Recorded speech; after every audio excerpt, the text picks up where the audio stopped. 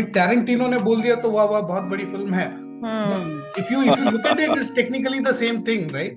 The guy who had actually sent that movie to her, he dies, and we never get to know how he died. Oh, it's that open-ended. Yeah. Interesting. It's a 2-hour, 20-minute movie, and I didn't know when it got over. Just one stare is enough for you to understand what she's trying to do. She can really pierce the screen and holds the screen very well.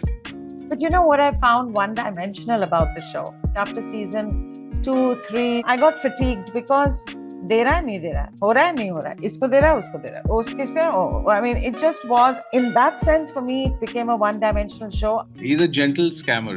Yeah, he is. He could have been a brilliant professor of money heist, I think. Oh, money heist. Professor of money heist.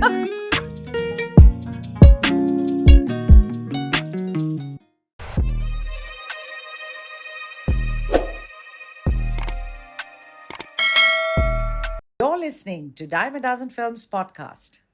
Namaskar, Adab, Sat Sri Akal, and hello to all our listeners. We are back again with another episode of Dime a Dozen Film podcast.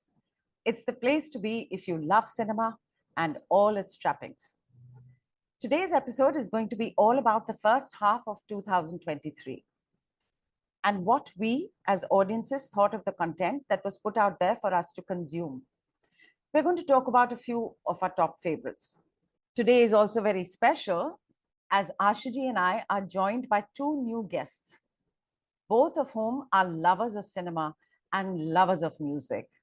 Sadly, today we will also miss our Trivia Ka Raja, Saurabh Nair, who's on a break. Yeah, Ross and Rachel style. I don't know when they're going to get together again. Let me firstly introduce our guests, Janish Murgai and Gaurav Sethi. Janish is a film buff and he can chat endlessly about films and all things cinema when he's not running his own business. You know, ever since he saw Shan on the big screen, he was 4 years old and he saw it at Minerva in Bombay. He has been enthralled with films and the world of cinema. He still waits for every Friday with childlike enthusiasm. He's a true believer in the adage of cinema marte dam tak. Arey wah, Janish. That is lovely to know. Welcome to the podcast, Janish. Great to be here, ma'am. I'm a great fan of the podcast. Moreover, for me, I truly believe that this podcast is a clutter breaker. And as a film buff and cinema lover, I look forward to it every week. And it's an honor to be part of it. Thank you so much. I'm so happy to have you here, Janish. I know how you feel about cinema. I've heard, we've discussed things. We've also met, we've watched films together. So it is so wonderful that you could join us today. Our other guest is Gaurav Sethi. Gaurav has worked in the film industry as an assistant director and a director's assistant, also known as a DA. He has worked with none other than Ashutosh Gowarikar.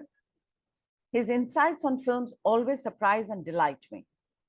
Gaurav also sings and he creates content for the digital media. But, let me also tell you, Gaurav is a fabulous actor. He has done some roles and now he lives in Delhi and he creates digital content. Welcome, Gaurav. So happy to have you here. Thank you so much, Ms. Ratnam. And I think it is one of the most delightful introduction I've probably had in my entire life. So it's a privilege to be here. And on the singing part, as you mentioned about Janish, I'm remembering those lines from Shan ki प्यार करने वाले वाह प्यार करते हैं शान से जीते हैं शान से मरते हैं शान से. Thank you so much, Ratnam. Oh, that was fabulous. What say, Janish? Gaurav ji, lovely voice, and it's such a pleasure to listen to you. I think you should sing more often. Yeah. Yeah. That was absolutely wonderful, Gaurav. What an introduction and what a voice. I've always told you, you sing very well. Today, we are also joined by Sandeep Padi, who joined us on our last podcast on the series Kora. Sandeep, as we all know, not only writes reviews on films, but he also introduces us to very unusual content. I have found this when I've heard him speaking earlier. He watches these films which you might have heard of, but you never actually got down to seeing. So that way, his repertoire of cinema, his knowledge of cinema is absolutely fabulous. I'm very, very happy to have him again.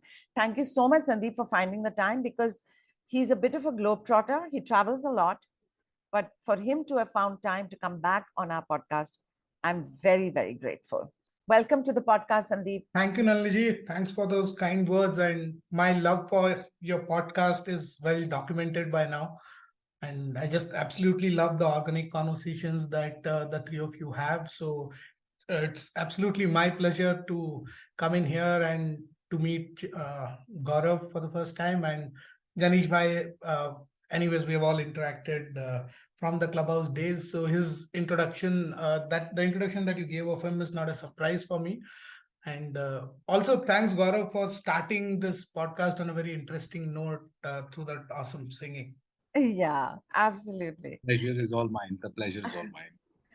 It's great to have Sandeep ji over, and uh, it's reminiscent of my clubhouse days.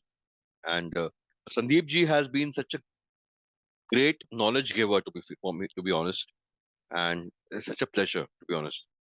Yes. Okay, and listeners, we are waiting for our erstwhile Mr. Ashu Trikha, my partner in crime, to join us. He is held up somewhere and he will join us shortly.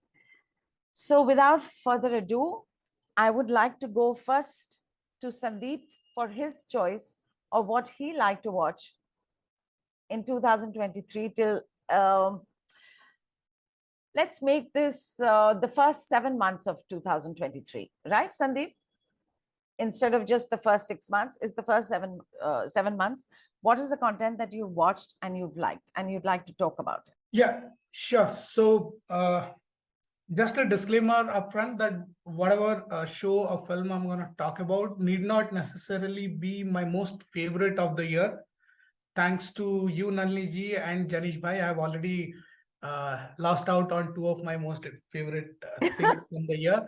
But nevertheless, so the film and the show that I have picked are they might not be perfect. They have a few flaws here and there, but irrespective, I'm talking from a point of view that I'm hoping that these make for interesting conversation. And if any of your listeners have not watched either of these, I would love if they go and check it out, because as I'll tell going ahead, it is a very interesting documentation, both of them rather. Okay, so we'll speak about your first choice first, whichever one. Okay, we'll name the first one, you talk about that, and then we'll go around one round and come back to you, to each one of us, for their second choice. Is that all right? Yeah, that way. Yeah, fair. Okay, so go ahead, Sandeep. Okay, so for the first choice that I have, I'll borrow from Janish bhai's introduction where you mentioned cinema marte dam tak, right? Which defines him, defines a lot of us who are cinephiles, for whom film or web show viewing is not just one of those things that you do, but I mean, it is life itself. And I personally can't imagine a life without cinema in it. So I'll start and I'll go back to the start of the year itself. I think sometime in January, there is this show that dropped on Amazon Prime, which is called Cinema Marte Dam Tak. Oh, there is a show called Cinema Marte Dam Tak, is it? I didn't know of it. Yeah, there is. It's a very interesting show. It's the showrunner for this would be Vasan Bala, and it is not entirely we can't call it a web show per se, but yeah. So I'll just briefly explain the concept. What happens is there are 4 directors or erstwhile directors who are very prominent in the late 80s till about early 2000s, who were called derogatorily B or even C filmmakers. So they have been picked up and they have been offered a certain amount to each of them to make a short film in the style that they used to make back in the day, right? And then an entire crew follows them through the entire process. So in that way, it could be called a docu-series. But again, there is more to it. So the four people that they pick here is like Kishan Shah, Vinod Talwar, Jay Neelam, and Dilip Gulati, names that many of us would not have heard of. Uh, I had not heard of many of them, though. I clearly remember growing up in small town India, coming across the posters of these films, of their films, and I realized now during watching the show that these were the minds behind it. So, what is very interesting to me about this whole phenomenon, if you can call it, of the B or C films that were, churned out like assembly line products back in the late 80s, 90s, and early 2000s, is that these are not just films. Again, we might not have watched it, and they have not been documented, and people don't talk about it. They are brushed aside as sleaze or vulgar, and call whatever other derogatory names to them. But this entire movement, whatever happened at that period of time, is very interesting from a social point of view, where you see it also captures a lot of things that were happening in the country at that time in terms of the demand from the audiences and so on, right? So have any of you watched this show? Sandeep, I have Yes. watched about a few episodes of this. I don't know, maybe one or two, now that you're talking about it. And there's that very famous lady, right? Talk a little bit about her. I mean, she's something else. And these, I remember, and Sandeep, these are the films, kind of soft porn kind of films, right? Which used to release in morning shows, if I'm not mistaken. Yes, exactly. Right. So speak about that lady. I forget her name, Sandeep. She plays. Jay Neelam. Jay And Neelam. That's right. I had no idea about her, but once I found out about her during the course of the show, she was a very interesting female, because we talk about how the industry, even mainstream, right, is largely has been dominated by men and all of that. And yet I was very surprised to find that in the top league of the makers of these B or C films, Jay Neelam was a very prominent name. Yes. She was a badass, right? There She were was people, a yeah. badass in every sense, because especially for the kind of films that all of them were making, for a woman to actually survive in that field, and not even survive, just thrive, right? Because she was at the top with all of these three, four, five other guys, tells a lot about that woman's persona. Like, she's extremely powerful, and in the course of the show, they show that she has people of her old crew come back and they work together, and she runs everything with iron hand. Right. And Sandeep, these films which were made on absolutely low string budgets, weren't they all supposed to be profit making, if I remember correctly? Most of them, yes, Yeah. yes. And that itself is a case study in management, right? Because so again, coming back to that, I just talk about three things that I absolutely found interesting from this, right? The first thing that is common across all of these four makers is the passion for movies.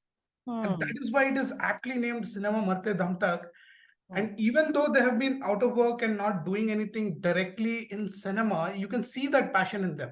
Yeah. The quality of the content is something we can discuss later, but that cinephilia is, you can see that in them. And highbrow, lowbrow, A grade, B grade are just boxes, but ये लोग actually इनके life, हर किसी के life का motto ही वही है. I mean, if you were to define their life, you can define it with that line, cinema मरते दम तक. सही है. और जनीश, आई थिंक आप कुछ कहना चाह रहे थे इसके बारे में. आप कहिए फिर. जी, तो ये मैंने इस पूरी सीरीज देखी है, and it's absolutely fascinating, and passion of all the four filmmakers comes across in the series. Absolutely. And it's an exercise. It's an like how people who are not the Subhash Ghais of the world, who survived in this industry, and they made money also with shoestring budgets. Absolutely. shoestring budgets and very difficult conditions, right? Working conditions. Absolutely. The series itself, it's a peek into कि इंसान अपने पेट के लिए क्या क्या कर सकता है Hmm. being in this industry. For me, it's a study into human behavior, and it's absolutely fascinating. And kudos to Vasan Bala, who brought this forth. He's another character, of course, like whom we love, and who another like a film buff who. Anyway, we not talk about him, but this kind of cinema which catered to the tier two and tier three cities is really fascinating. Even the theaters in Bombay, like if you remember Nalini ji, there were theaters in Bombay which were uh, not visited by the common gentry, Oh, but by yes. Yeah. like Ganga, Jamuna, etc. If you remember, who are in central Bombay. Hmm. So these are the kind of films which played there, and they No, ran Janish. like Sorry, Janish. But Ganga Jamna was considered as one of the main theaters for proper mainstream films to be released over there. It was not necessarily for films which had these kinds of films, for these kinds of films for release. Yes, there were other theaters like Alexandra and all, where you would see such cinema, such films. Certain audiences would get relegated to these kind of theaters, especially more so towards Grant Road and Bombay Central, उस side पे. But Jenny ji, just to correct you, Ganga Jamna were both theaters where proper good cinema, mainstream cinema also released. I'm sorry to I interject, agree, but Ashuji. No, no, no. I agree, Ashuji. The thing is, it's a generation difference. Basically, जब हम 90s में ये movies जब आई हैं 80s late 80s and 90s तब गंगा जमुना में ये movies ऐसी मूवीज रिलीज होती थी. Jenny ji, do you know or do you remember of the college of the theater opposite Burani College at Bombay Central on the east side? Do you know that theater? I can't remember नहीं the I'm name for the life of नहीं me. नहीं नहीं I'm sorry I don't I'm not aware of it. I'm Okay, aware so of Alexander Cinema and हाँ, Capital Cinema, but I'm not हाँ, aware of this Burhani College. फिर Yeah. I think Edward cinema भी ऐसे बहुत सारे theatres थे जहाँ पे सिर्फ इस किस्म की फिल्में लगती थी और उनके एंड द बेस्ट पार्ट भी जो बाहर उनके स्पेशली कॉपी लिखा जाता था स्पेशल पोस्टर्स बनते थे उनके लिए just to entice the audiences into the theatre I don't know if you remember that No, Ashuji, the thing is that, for example, I am born in the late 70s, and by the time I like found cinema and moved to cinema and understood like where cinema comes from, and for me, Edward, Alexander, and Ganga Jamuna were the theaters where these kind of movies were played. Okay okay Yeah. Okay And आशु जी जो आप कह रहे हो ना वो posters के बारे में आपने मुझे हाँ याद दिलाया और संदीप को तो पता ही होगी ये बात. Sandeep, you remember that whole trend that came in Malayalam cinema with films like Her Nights and all that? Yeah. Those posters used to be companion pieces to these posters. ये सब एक ही जगह पे लगती थी. जी वो मुझे याद आई फिर वो Her Nights वगैरह की posters. The name of that actress was Seema, right, Sandeep? Shakila, I guess. Shakila. Yeah, and an entire generation thought of her as a Malayali. She's actually from Andhra, I guess. अच्छा हाँ. Okay. So Okay. anyway, coming back to cinema, Marte Dam Tak, it's a fascinating study. It's entertaining, and it's the passion of all the full four filmmakers absolutely comes across, and it's a delight to watch. It's truly mazedar, to be honest. So I agree with Sandeep Bhai over here, wherein he says it's one of his top choices. I would absolutely agree. It's one of the best things to come out this year, definitely. I also agree completely because I think more than the content, it's the passion which really drives, irrespective of the kind of content. Because I think the kind of content, filmmakers or, content creators create is largely based on, the kind of world they come from. So I think in their own rights, they're no less than K. Asifs and, they're no less than Mahmood Khans because the love for cinema is intact, I think. And Gaurav, I'm glad you said that, because one of the points that I was thinking about mentioning here is that each one of them over the course of period, they truly come out in a way that they consider themselves auteurs. Like they say things like, Kishan Shah की film है तो ये ऐसे dialogues होंगे ही, विनोद तलवार की film है तो ये वैम्पायर का एंगल होना चाहिए. There is one guy, I think Dilip Gulati, who says Kurosawa, David Lean, and Raj Kapoor were his inspiration. So Wow. it is easy to laugh at them and think of themselves as staying in some kind of imaginary world. But in these cases, the point is that they truly believe in it. And they blame Yeah, any that's miss the in beauty. execution to low budget, but they truly believe in it. Yeah. For them, they were creating classics. So that's a fantastic first choice. And now you're telling me I had stopped watching this. I'm going to go back and finish it, Sandeep. Yeah, so I'll just round it off by saying one thing, Nalini ji and everyone here, is that, see, Janish bhai mentioned Vasanwala and the kind of filmmaker he is, and there is a very interesting parallel here, because for the longest time there were B films and these exploitation, blaxploitation sort of films that were made in the West.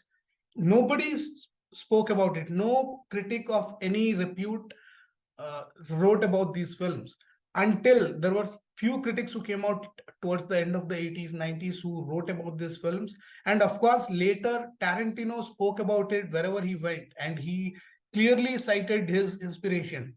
अभी Tarantino ने बोल दिया तो वाह वाह बहुत बड़ी film है. If you look at it, it's technically the same thing, right? And he's open about it. And Vasanwala somewhere has done a very interesting job of documenting this, which has stayed for posterity. So, and one thing which at the end I would like to say is that, see, forget about the quality and all of this. It was what it was, but this downfall of this particular brand of cinema happened at the same time as the single screens happened. Absolutely. I completely agree with you, Sandeep ji. It's a similar parallel here. True. Now there is a multiplex and there are OTTs, but between these two, the particular section of the audience who used to get their primal fix from these films, who is making content for them? So yeah, I would leave it at that. Yeah, and these were the kind of films, Sandeep, that our parents would never take us to, na? सवाल ही नहीं पैदा होता. Poster के पास अगर आप खड़े हो गए इससे ज्यादा तो But that's like saying there are a lot of films which were mainstream Hindi cinema, but even if they had those, mushy things and, even those, kissing things, a little bit of obscenity, even those kind of films, even though they were mainstream, our parents will not, would not be interested in taking it. Even Rangila, I mean, if you ask me, when Rangila came in 1996, I was 16 years old. Rangila even was considered for this kind of the kind of strata, the society we're talking about, that even Rangila was considered okay, you can't see it, though it was a mainstream film. Yeah, even Jamas for that matter. I wasn't allowed to watch Jamas. Yeah. Jama I wasn't allowed to all watch the hot scenes, right? Between Dimple and Anil Kapoor, I guess. And the drugs also, no? Plus, yes. Yeah. Those the Rekha song, Pyar Do Pyar Lo. Yes. Of course. Even we were not allowed to watch it until we were older, definitely. So I understand it was like, we watched it. We were never, sort of encouraged to watch it. Correct. And on that note, Marte Dam Tak, cinema Marte Dam Tak, I'm going to come to Janish next for his first. But Nalini, I would like to say a few things on this, if you don't mind. Okay, sure. Please go ahead. So, Janish, first of all, very sorry to have interjected, but I'll give you a little perspective from the insider's point of view, let's say, because I've seen this trade closely. I have known a couple of filmmakers. I know Vinod Talwar very well. I know one of the editors who are involved in this whole series of Matte Dam Tak. It's a strange thing that, there existed the entire film industry, and then there existed a parallel industry completely that only catered to this. You would never find intermingling of of maybe some actors did. Some actors actually, or character actors, worked in the mainstream as well as did some work in this cinema also. But otherwise, it was almost like a parallel industry. The kind of money that these guys operated with, even in Marte Dam Tak, the kind of money that these guys were given to do film, and we are working in the digital world now, and you have, can you believe it? Everybody in Marte Dam Tak was shooting on film, whether they shot on 15 mm or 35 mm, whatever is the gate or the medium, but they shot on film, and film is expensive, and it has to go through the entire process of laboratory process of processing this and all that. Most of the laboratories have shut down today because they're all operating on digital medium and formats. To sit down and operate on that to save money, you must have seen it in Marte Dam Tak also. They were writers, dialogue writers, actors, art directors, uh, uh, costume designers, almost everything they did single-handedly. And if they were not passionate about what they did, it would have been impossible to complete even one film. But that's how they are. And you're right when you say that that they were inspired by the proper things. And these guys have actually stated also that if we got the budget, we would have probably made films of those levels in caliber. But they never gave up. They kept fighting. There were certain people who made crores out of this film. Of course, there was in this also they stated that they relied not completely on proper shooting of the film and whatever. There is something called bits, which they added in the theater. These bits were actually positive made out of semi-porn or porn films, which they put it in the theater. Now, I've known of Vinod Talwar not making such kind of films. He was more into horror films and kind of wanted to do create a mark out of horror films. And for all who don't know, he's related to the erstwhile reputed filmmaker by the name O.P. Ralan. And he's the father of the girl called Ishita Talwar, who's there in Isha Talwar. Isha Talwar. He's the father of Isha Talwar. So he's been in the film industry. His family's been part of the film industry. Even today, at this age, he must be beyond 60. The passion of wanting to make films and work on scripts and work on wanting to do something and still believing that my day is still to come is phenomenal. That's the kind of love these people have for cinema. But for them, for somebody to have tracked this entire fraternity and then converted into a series for you and me to watch, and now look at them with respect, is something that needs to be spoken about. So kudos. Yes, I think Janish spoke about it. It is really, really remarkable for them to do. So I don't know after this is over, because they went through the whole process of doing premiere of such films also for the sake of series, and then went back. But I don't know what will happen now after this is gone. They'll probably get relegated to the dark corners again. But at least they saw some light of day towards this time of filmmaking as well. So I just wanted to give my 2 bits, but that's it. No, but that's very good. Thank you, Ashuji, for all that information. And Sandeep, I just wanted to say that what a fabulous start to the podcast, because it has all taken us back to how cinema at one point, that whole pura ek trend chala tha, uski yaad. And also kudos to Vasan Bala, no, for bringing these 4 people together. Definitely. Kudos to him. Truly. Yeah. He's a true film buff. Truly. Yeah. When I got to know that there is something like this being made when they were shooting, I got to know about something being commissioned by such a reputed OTT platform to one of these filmmakers. I was completely shocked. I said, where have they brought this man from to go and make a film again or a series again? What are you talking? He says, no, sir, they've been commissioned and the work is happening. And I know, and Nalini ji, you also know, being part of this trade, it's not a simple thing to get something commissioned from a big OTT platform. Then to have got that, I was amazed. So somebody really dug deep in and did their research and decided to do the work that they did, and expose the process that these people do in the process of making a film and getting it to the audiences. It's commendable. Absolutely. And we know how tough it is to get anything off the ground, to get anything greenlit. We face this on a daily basis. Ashuji faces this on an hourly basis, I think. All right. So moving on from Sandeep's first choice, which threw up a very, very lovely discussion between us all, I'm going to head over to Janish for his first choice of what he's like to watch, what has impressed him in 2023. Over to you, Janish. Good evening, Nalini. Good evening, everybody. It has been a great year for movies. In fact, I think 2023 has been one of the best years since a long time.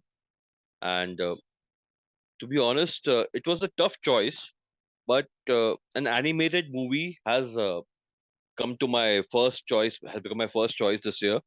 Spider-Man Across the Spider-Verse is my first choice and my absolute favorite this year. It's one of the best animated movies ever, according to me, and also the best superhero movie ever made, according to me. It's Wow, really? Oh, I must see it then. I haven't seen this. Wow. and it's for me a movie has to be experienced in a theater. It's a 2 hour 20 minute uh, animated movie, and I didn't know when it got over. I was enthralled throughout it. There were moments which were like wow, wow, wow. And as a comic book nerd and a geek, it was for me. There were so many moments throughout the movie. Plus, it's a human story. We, as film buffs and connoisseurs of the movie, the medium, we feel sometimes that where is the story? Where is the crux of the movie, right? And Across the Spider Verse has everything. Plus, the visuals are absolutely brilliant.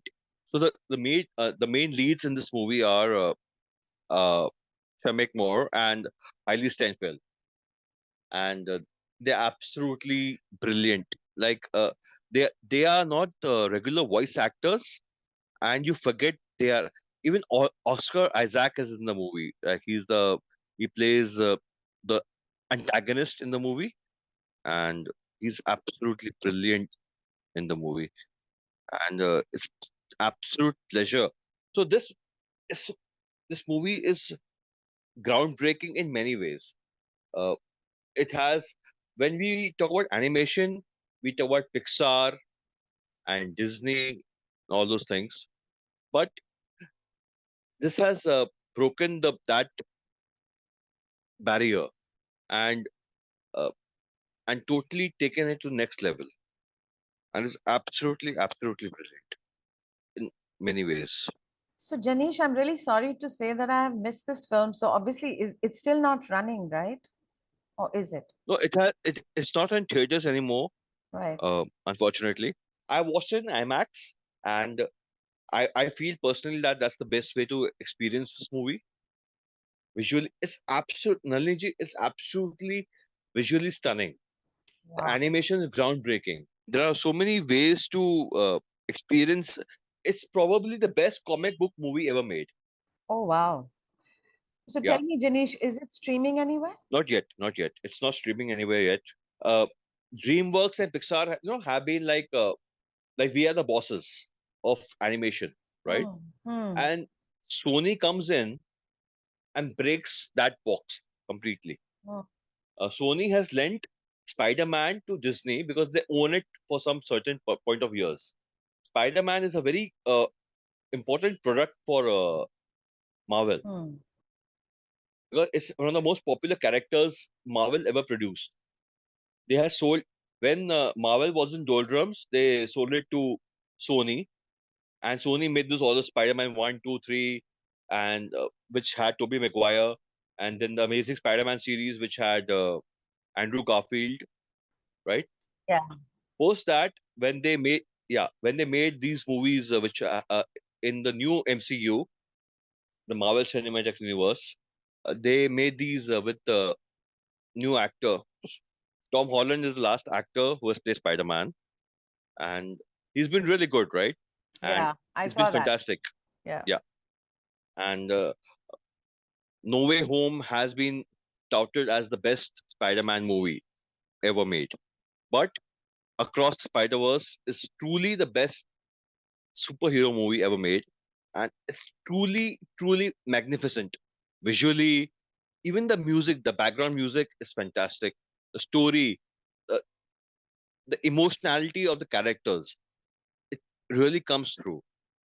The characters, the struggle the characters go through ideologically is truly phenomenal. Plus, there are fantastic actors who are playing the antagonists, the characters, and plus, for the Indian audience, they have an Indian Spider-Man too, which is really phenomenal. And he's truly phenomenal. Though Mumbai is not showed the way it should be as a Mumbaiker myself, but still I enjoyed it. Oh yeah, absolutely agree with most of what Janish bhai said. And the reason why I said we'll go with our two choices first, because from my past interactions with Janish bhai, I knew he's going for this film. I knew it.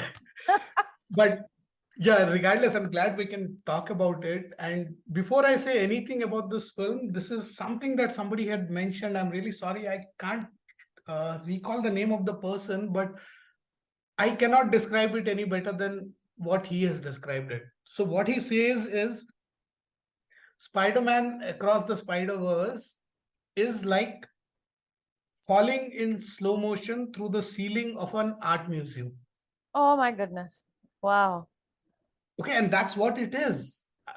The reason I borrowed his words were because I could not put it any better. And I'm not an animation person. I really love comic books, and but when it comes to watching on on the big screen, I always prefer live action. There are very few animated films that I go to. Very few. Like I can count it on the fingers of my hands.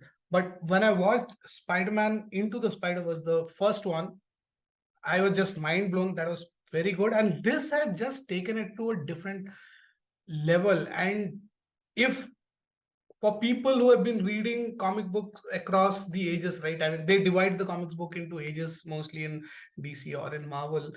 You can see the quality of the paper and the kind of graphics that they go for. All of that is covered in on big screen. So it is like entire childhood coming to life. And it might sound easy, but it's very difficult to portray the same on the big screen. So I mean, what more can I say? Across the Spider-Verse was just a brilliant experience, and by far for this year 2023, it has been my best theatrical experience, and in IMAX at that, and it was just lovely.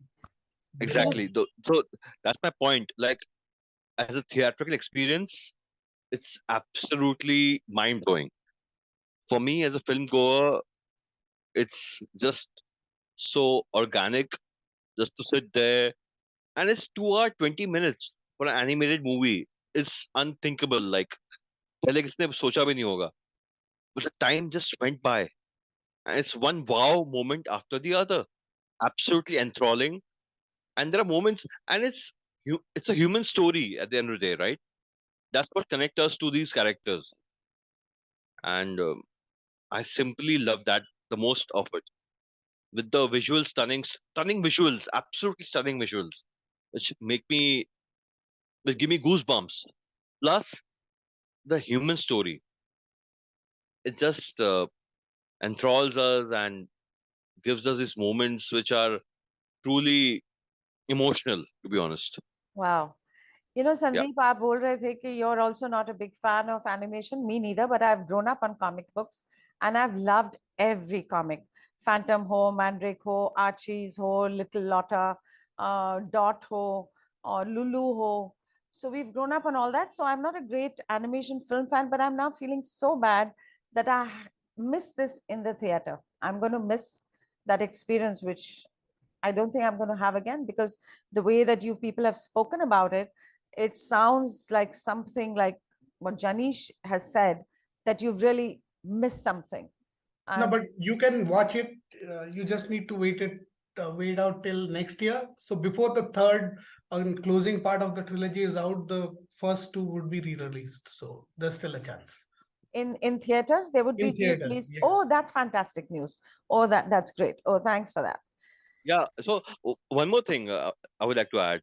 The thing is that a lot of people knew that it was like a part one of the part two. Like there's one more movie coming. I didn't know about it. So Ishan, my son, and we watched it together, of course. And we were watching it, and we were like on the edge of our seats, right? And the movie ends. We're like, wow, why is this movie ending right now? And this is just like that was the magnetism of this movie, even after 2.5 hours, practically. Superb. And so that was, I think, it's movie magic in the truest sense, to be honest. Okay. Wow. There's All one more right. thing I'd like to add as far as the spider multiverse is concerned. In this in this film, from the point of view of story, they've actually been able to break, the skin color barrier. They've broken the gender barrier. You even have, well, it's strange, but you even have a pig playing a spider, now not man, but a spider animal. And each one of them has equal amount of strength and whatever that they go within there from their own universe that they come and combine and come to this one universe together. So this film has actually been able to break all those things also, and brought to for the audiences, for them to see and enjoy. Yeah, groundbreaking. It's groundbreaking, to be honest. All right. Moving on from the Spider-Verse, I'm Gaurav Sethi. I'm heading to you now.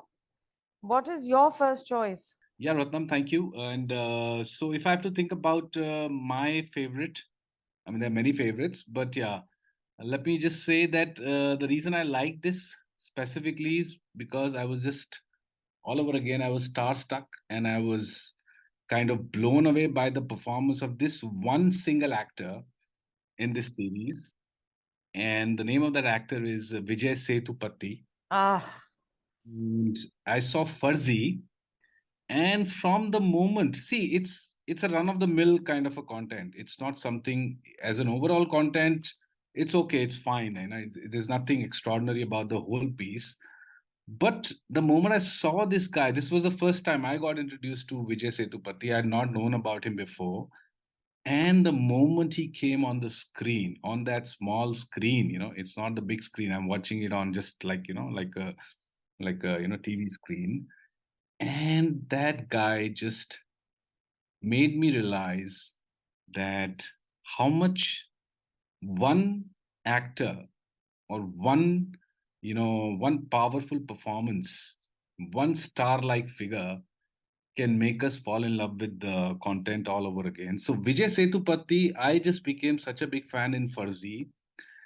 And then I researched about him. I was like, and then the kind of roles he's done. So it was a fanboy moment for me when I saw him in Farzi. And every time, he's talking to his, senior, and he's talking, he's the whole characterization of him, and the way he's played the whole thing. I was just blown away, and honestly, just for him, it became one of my favorites, or one of my, sort of liked series of the year. As I said, it was more from a fanboy feel. He just, sort of lit up the screen every time, and I was watching the whole series, just waiting for his scene to come back. To be honest, the rest of it was okay. I could gauge okay. It's the screenplay and the story and everything is okay. It's kind of massy, but yeah, purely for that guy. And I think, I don't know if all of you must be having his favorites. I'm sure all of you must have seen more of his content, But I want to watch out, and look for more of his, content. Now he's coming up in the next film in Pathan. Oh, no, not, I think Pathan. No, there's another film. Jawan, Sorry. Jawan. Jawan. Yeah. Gaurav, um, we are all in love with Vijay Sethupathi, and I've seen him. Sandeep, please tell me the name of that film where he plays a transgender. I saw that twice. Super Deluxe. Super Deluxe. So Gaurav, please catch Super Deluxe. And Yeah. with it has Samantha Prabhu and it has Fahad Fasil, who's the other favorite of all of us. And I don't know if you know, since you've just joined us, we've done 2 podcasts on Farzi. Ah. Because it was a series and because it was endless and we had so many things to talk about, we did a part 1 and part 2. Right. Oh, wow. Yeah, so you can listen to that. And of course, we are huge fans of Vijay Sethupathi. And I see his name and I just barge in and watch whatever it is. So you're so right. Absolutely. Yeah. I concur with Nandini ma'am here. It's absolute. Vijay Sethupathi is probably one of the best actors we have today. And anything he is a part of, we just rush to it. Yeah. Be it Sandeep or be it Nandini ma'am or our dear Saurabh dear friend Saurabh, even Ashuji, I'm sure. In fact, anything we are so looking forward to Merry Christmas, which is coming soon with which is directed by Sriram Rakwan and has Vijay Sethupathi and Katrina Kaif. What an interesting cast, right? Absolutely, like Oh, brilliant. wow. Yeah, wow. Yeah. Yeah. Yeah. But watch the Tamil version of Vikram Veda with Vijay Sethupathi and Madhavan. Oh, wow. Watch that. That's Vikram Betal at another level. Wow. So yeah, Farzi was interesting. And like you very rightly said, the content was okay. But, and his eyes and the way, and especially Ashuti is going to laugh at this, but because we've discussed it in the podcast, but the way he speaks to the minister and his relationship with the Zakir Hussain minister is fantastic. It's just. I mean, the way he said, "Sir, thapad maar lijiye, thapad maar lijiye." It's like some other level of control of the situation without having to control it. Yeah. Farzi for me has been amazing. Amazing actor. How good is he in Vidutalai? Yeah, we've done a podcast on it, Vidutalai. Gaurav, we've done a podcast on that. But watch the movie and then listen to our podcast because there are lots of spoilers. But when we were saying that, Janish had requested कि सबके preferences हम डाल देते हैं क्योंकि फिर overlap ना हो. So Janish was very sure that Sandeep would choose Vidutalai as his favorite because that movie is perfection. I've even said that in the podcast. It's Vetrimaran's film and it's a Tamil film. And you have to watch, and Vijay Sethupathi is not there throughout that film, but he's playing. I mean, he's playing a very, very important role with Sethi, just his eyes. Oh man, he's unbelievable. No, I want to have his autograph. Yeah, honestly speaking, I want to meet him. It'll be it's like a just to. I'm saying honestly, I'm feeling like a fanboy, thing right now. But after so long, I've come across an actor who's just something different. He's cut from a different fabric, kind of a thing. Yeah. Yeah. I honestly feel that we should have a podcast on Vijay Sethupathi, to be honest. Yeah. Just honor him. Yeah. Yeah. Oh yeah. Yeah. Very much. And he's been around for so long, Janish. He's been around for so long. He's just like one of our lead actors he's played extras, he stood in crowds. वो वैसे वैसे करके वो कहाँ तक आ गया No wonder the kind of depth he has. Yeah. No wonder. और वो बहुत मतलब he was never a very skinny man, but if you look at his older pictures or the films where he's just when he talks about how he's standing in just to be there in the frame to earn his daily bread. He's a largely built man, but he was so slim. And now see, with that kind of heavy set thing, he doesn't need, like I'm sorry, but like our Hindi film heroes, yes, it's also very thrilling when they come and they make their, वो entry देते हैं ना, Sethi, वो entry Yeah, yeah. को ये सेतुपति को जरूरत ही नहीं है, मैं कह रही हूँ वो. See, our Bollywood is predominantly a marketed industry. Yeah, the other are the content-driven industries. Yeah, Yeah. you know, the Bollywood is a marketed. You know, it's a image thing. You know, the others Yeah. are more of content. You know. Yeah. You know, this Vikram Veda that I'm talking about, and Sandeep and Janish and Ashuji can speak more about it. The Tamil film, which I'm telling you to watch with him and Madhavan, his entry Mhm. is from the back. You can only see his back, okay? And then he quietly Oh. comes, you know, somebody important has come. And then he comes and he sits down on a bench. So there is background music, of course, but you just look at that scene. There's so many scenes to see, but Yeah. just look You at know, on that. that back shot, what I remember, the other guy, of course, we all love. You know, I'm sorry, can I digress a little bit? Of course you can. Yeah, yeah, sure. You know, that back shot when you said, you know, do you remember Millie, Rishida's Millie? Uh-huh. There is a 1 minute shot of Bachchan Saab. Mm. It's a back. It's only his back, Back. and he's just, you know, from the one side of the window, he's moving to the other side of the window, Mm. and he's just looking away. I mean, looking outside the window. The camera is behind him. Absolutely. I remember. Oh, yes. So I think when you said that, now Mm. we can't imagine, you know, how many actors in the world can hold the frame with that. Yeah. True. I mean, every ounce, every piece of them is so much into the character Mm. that even without seeing them, like even the face, we're Yeah. seeing them, we can relate to them. Yeah. It's sheer beauty. I think is I don't think many actors in the world can hold that kind of you know, presence. Yeah, yeah. He's absolutely brilliant. And I just have one concern is that he's doing a lot of our Hindi cinema, and I hope it doesn't get ruined. What do you say, Sandeep? So, with Vijay Sethupathi, I have had a very mixed sort of an experience because I've been, of course, watching him from his pizza days. Mm. Even if I don't consider his supporting characters, pizza was when he gained prominence as a lead actor, right? And you see him in pizza and you see him in now there has been a big change. So I I have totally thrown my everything behind this actor because he's a brilliant actor, can do like from mass to class, and there was a golden period of his performances, right, you know, till 2015-16, where he did a lot of very interesting films. Nanum Raudida, Naduvulu Kunjam Pakatha Kanam, and Sudu Kavum Irevi, so many.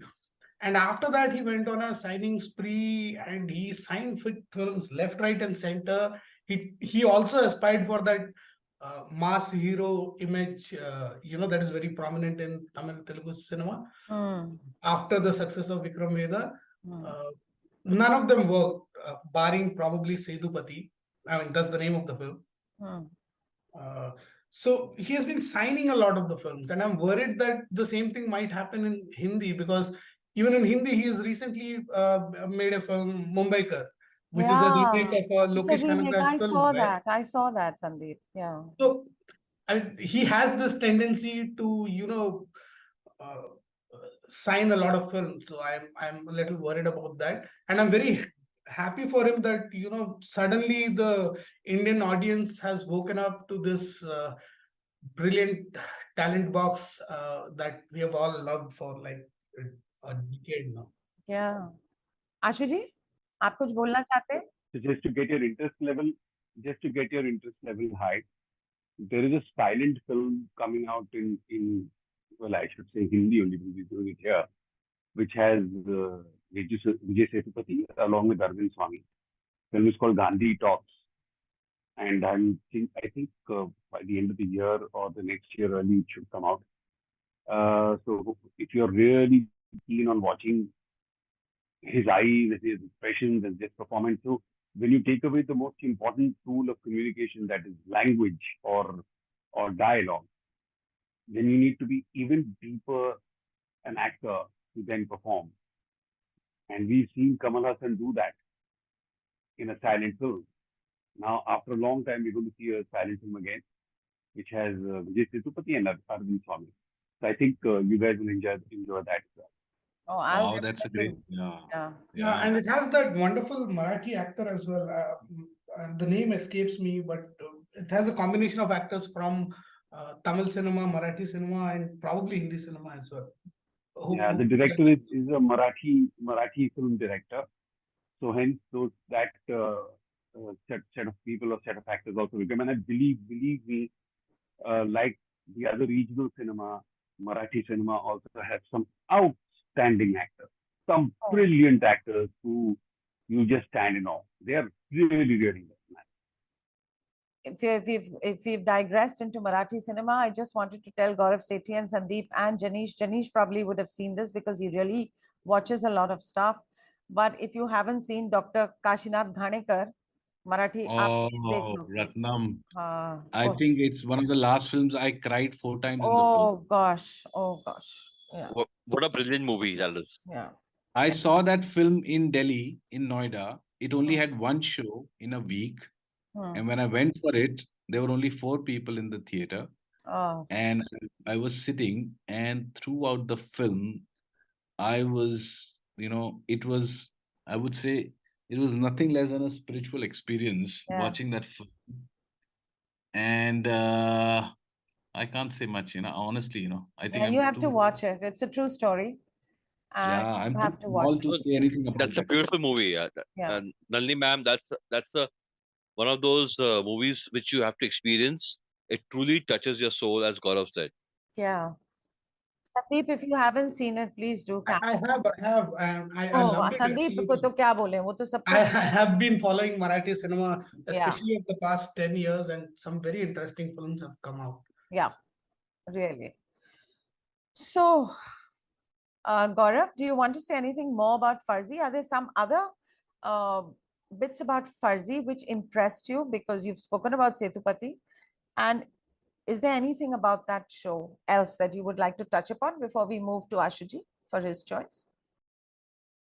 Well, I think it was otherwise I liked the show, but honestly, I mean, from one episode to the other, my takeaway, or for that matter, the reason I watched the whole thing once again, sorry, I'm going beyond the whole content space, was Vijay Setupati.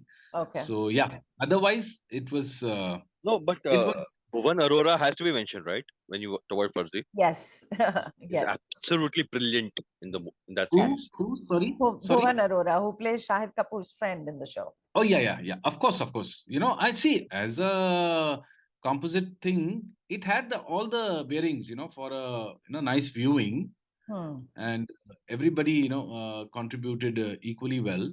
But it's just one of those things that even Shahid, I would say, because Shahid is a star, and we all know that Shahid is the poster guy for the series. But once I got into the series, it was not about Shahid. Yeah, It same was here.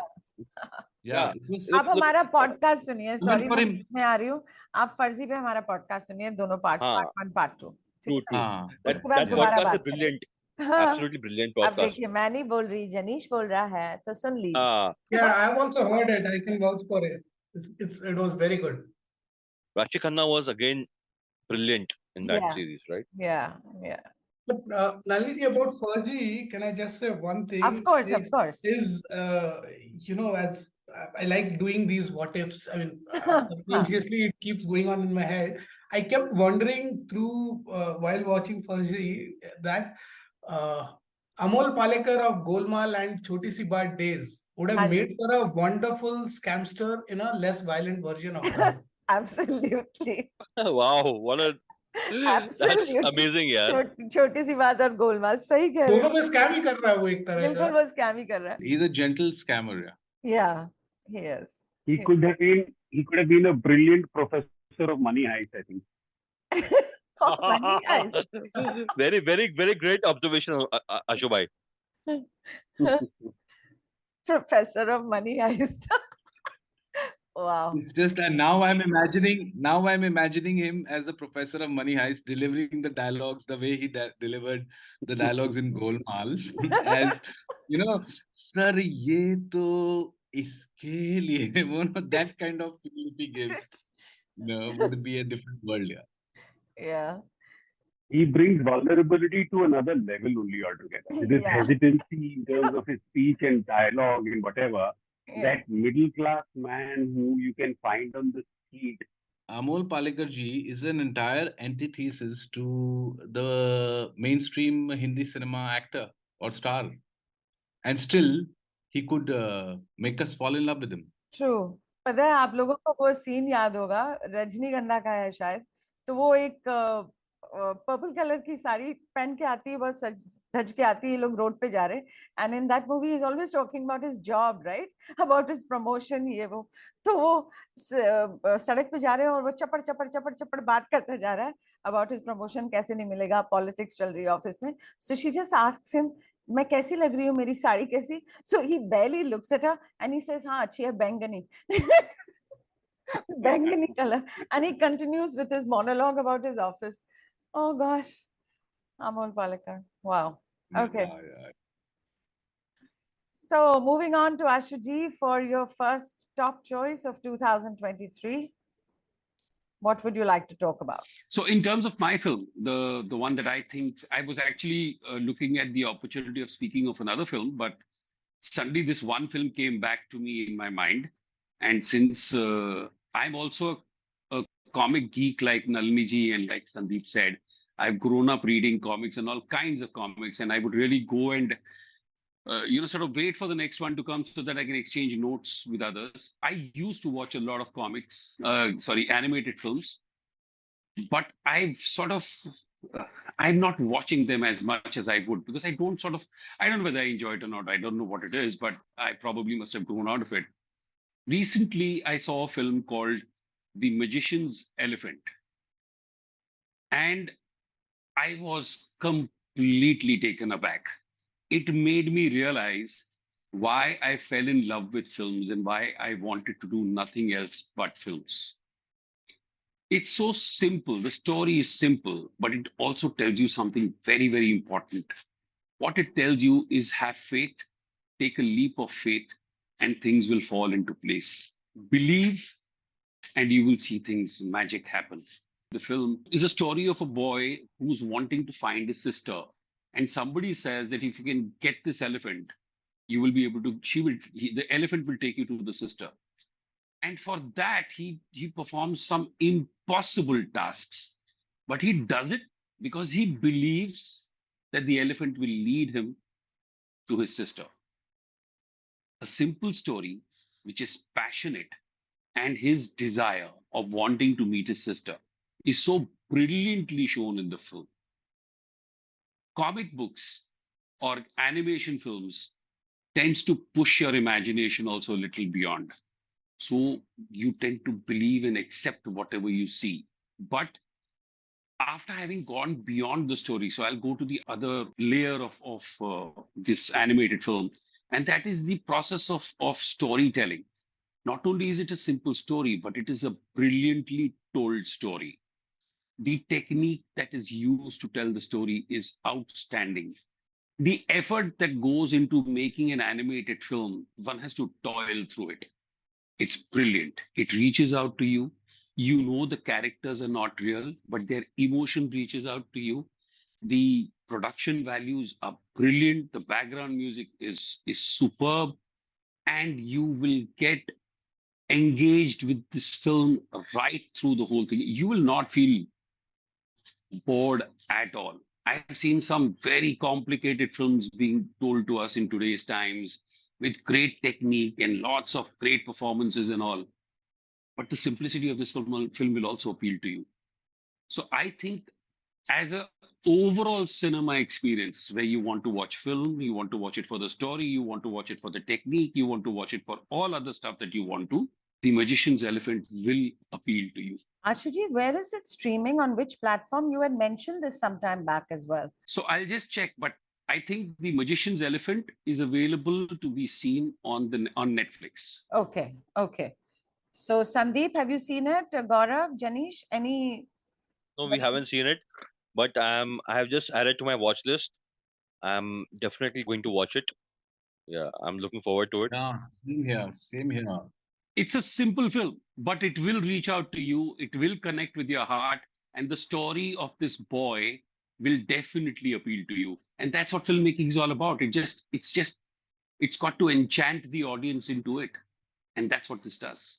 So wonderful. For all our listeners, this is another recommendation coming your way for all those who haven't seen this. And of course, us on the panel, we're going to catch it as fast as possible. Thank you so much, Ashuji, for that first choice.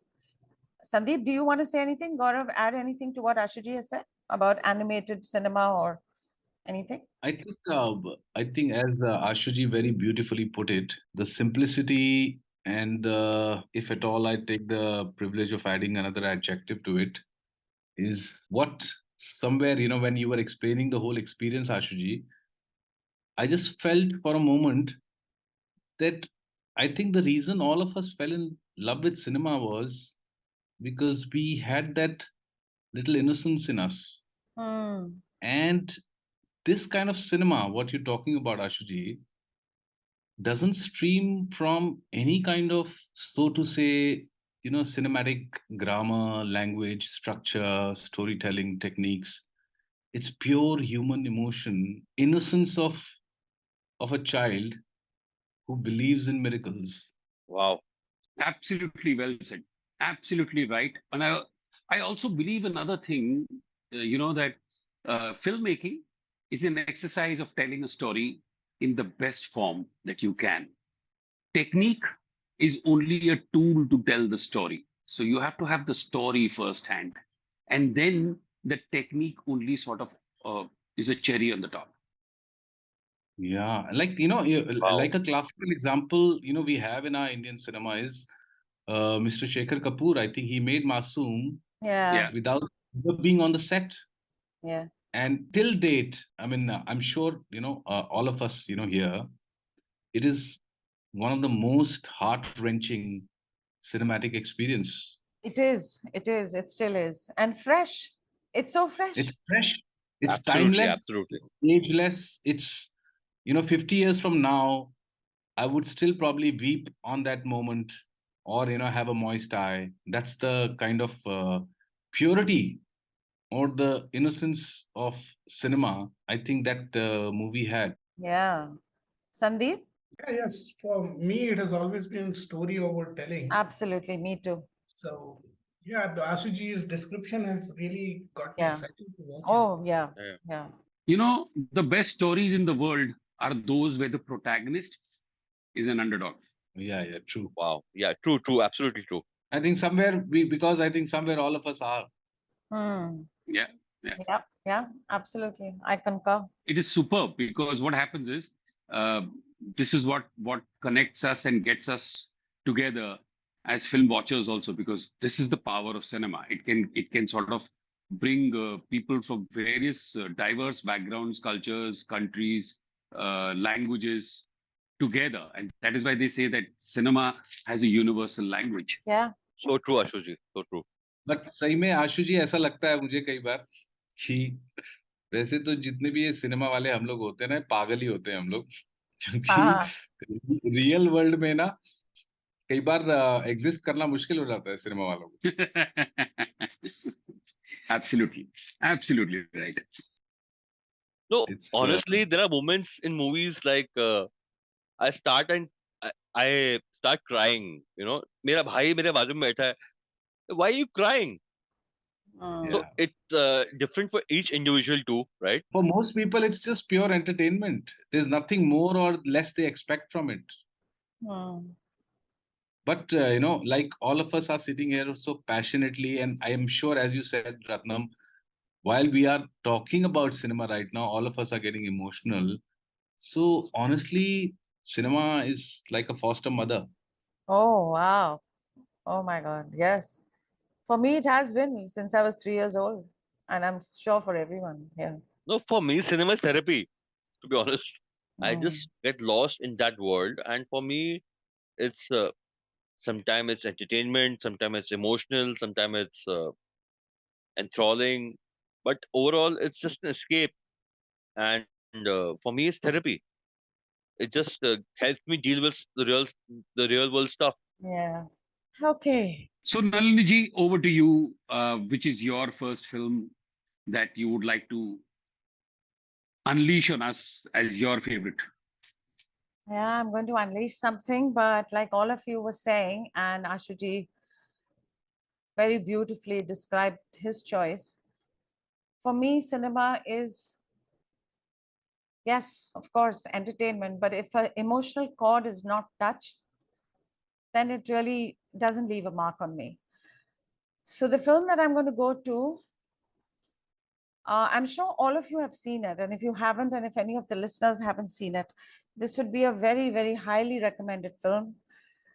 This is a film made by Guy Ritchie, who is such a genius when it comes to cinema. I was blown away by his Sherlock Holmes, and I was blown away by his Lock, Stock, and Two Smoking Barrels when he came. And he's made a film called The Covenant, which released this year. And we were talking about emotions. Now, the Covenant, the plot of the Covenant is after 9/11, the US sent their troops to Afghanistan to search for IEDs and to fight the Taliban. They stayed in Afghanistan for 20 years. And in those 20 years, they needed the help of interpreters, local interpreters. So fact goes that they hired 50,000 of them to help them negotiate not only the hilly terrain of Afghanistan, but also to find the weapons, to find the mines, and also all these interpreters were given assurances that they would find safe haven out of Afghanistan after this entire exercise was completed. Now, while this is a brilliant film, it grabs you from scene one, and the background score, I think, is got a character by itself. The background score is just mind-blowing for every single mood. The story is about John Kinley. The character is played by Jake Gyllenhaal, and Ahmed. Ahmed is played superbly by an actor called Dar Salim. How he selects his interpreter to help the team find the weapons, and how during the course of the film, Jake Gyllenhaal is severely wounded. And this is the part of the film that just tugs at every bit of emotion and your heartstrings, and you cannot believe what you are seeing on the screen. Ahmed, through sheer strength, physical and mental, he literally carts this American soldier, sergeant rather, to safety, hiding from the Taliban. I don't want to spoil it for people who haven't seen it, but the story doesn't end there. What I would like to say about this film is that it's got the most mesmerizing action scenes. The first action scene is when they actually locate a mine. It's supposed to be a dead mine, but it isn't. It's full of IEDs. That action scene, and of course, the climax, which is there on the bridge. It's an edge of the seat thriller. It's got action. It's got dollops of suspense. It's got your heart in your mouth kind of scenes, you know. You're just sitting at the edge of your seat and you don't know what's going to happen next. But the film, I love it for the emotional thread running through it and the grit and determination, not to mention the loyalty that Ahmed feels. After all, for Ahmed, it's just a job. He's getting paid for it. But to mention the loyalty and the strength of human spirit is what got me in this film. And like Janish was saying, he cries in films. Janish, at the end of this film, I was crying. I wanted to say that the cinematography is pure poetry. It's poetry. It's something beyond cinematography. The aerial shots, the action, the skirmishes, and you're just breathless with awe and you're breathless with fear. You want the protagonist to be safe and you don't know what's going to happen. And I wanted to tell you all that in The Covenant, there's also humor. And there's one scene, a humorous scene that stands out for me. And it's between Jake Gyllenhaal and his, there's a character in the film, I forget the name of the actor, I beg your pardon, but he's playing the character of Declan. So that comic scene is a banter between these two in the middle of all this. Jake Gyllenhaal has actually gone there to get a list, you know, from Declan. And he says, you know, have you got it for me or something? So Declan, with his back to Jake Gyllenhaal, he says, I feel used by you, John. You only use me for my brains. So then Jake says, it's not like you're a generous lover. So then this guy says, That's because you never bought me dinner first. And then Jake, after he gets the list, which this guy has got him, the list is of unvetted list of targets to find the IEDs. Jake says, you always play hard to get. I mean, the storytelling is just masterful and it's got exhilarating visuals. So I highly recommend it. I don't know how many of y'all have seen it, but please catch The Covenant. So I have seen it and Wow. I love it. Yeah. And Guy Ritchie is one of my favorite filmmakers. He's known for his psychedelic scenes, which were missing till there was one scene in this movie, of course, which has Jake Gyllenhaal all confused and in a trance. Yeah. But his signature, that's his signature, right? That's his the Guy Ritchie thing which he does. But overall, Nalini ji, I agree with you. It's a human story again, Yeah. which connects with you at so many levels. Yeah. And the covenant literally it means a pledge, a commitment, a promise, True, Yeah. absolutely. And uh, for Ahmad, it's about getting his family. Hmm. It's emotionally for him, and he knows what he has to do, whatever it takes to get his family and his unborn child out of there. Right? Hmm. It's beautiful. It's actually the cinematography, the background music again is phenomenal. It uh, it absolutely adds to the movie. It's one of those movies where it's unlike any war movie we have ever seen again. Yeah. Right? It's yeah. For me, it was that. For me, it was. I think after Saving Private Ryan, I would Yeah. compare It it to that. reminded me of that actually. Yeah, Because I don't want to give the yeah, plot away for those who haven't seen it. yeah. I'm not gonna give the plot away again, but after Saving Private Ryan, this was one movie which had with the war as a background, which had a human story to it, which really touched me to the core. And I found Jake Gyllenhaal's character to be little out of the box because we know Americans to be little selfish, to be honest, when it comes to these things. But still, overall, it was a commendable story, and it's based on a true story, I believe. Well, it's based And on many true stories, not on any one. If you look at the end credits, right? See, right, the thing is that they managed to take, if I remember correctly, the figure, they managed to take a few thousands, but they left a few more than 50. Oh, I don't know how many other thousands there. They're underground, living in caves. And many of them were killed, these interpreters that I'm talking about. true, So true. in the end No, credits, the photographs that they've shown of the real soldiers with their interpreters. So right. it's not based on any one of them. But it's a true story based on true Yeah, events. Yeah, yeah. So yeah, absolutely. Again, a human story. That's why it connects to us as the audience, and absolutely. yeah, it's the and hats off to Guy Ritchie to actually even the landscape they used and they somehow managed to get to the screen is phenomenal, to be honest. Absolutely. Oh gosh. No, for me, this film has repeat value as well. If you see it again, okay, you know that you know what's going to happen. But for me, this film, and maybe the repeat value for me comes from the fact that it's such an emotional journey. I mean, the way the person saves another person. Look at the way, I'm literally, like I said, he's on a cart, you know, Yeah, and in that no, mountainous terrain. the action sequences are brilliant, as you said Brilliant. earlier too. Yeah, yeah, Brilliant. Yeah, they're very well choreographed. Absolutely great stuff. Yeah. yeah. Sandeep, तो मैंने देखी नहीं है, although I've liked Guy Ritchie's work in the past. This is one film that I'm yet to watch. I would highly recommend it, Sandeep, and then we can talk about it. Sure. Must watch. Sethi, have you seen it?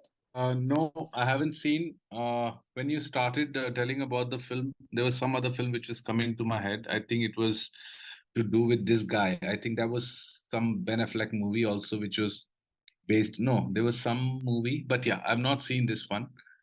But I'd highly recommend it. It's on Prime Video. You can watch it. okay, Yeah. Ashuji? I've seen it, and I'm an absolute fan of Guy Ritchie. And if you ask me, I think Guy Ritchie's name needs to be put into the legends with all the top names that you can think of.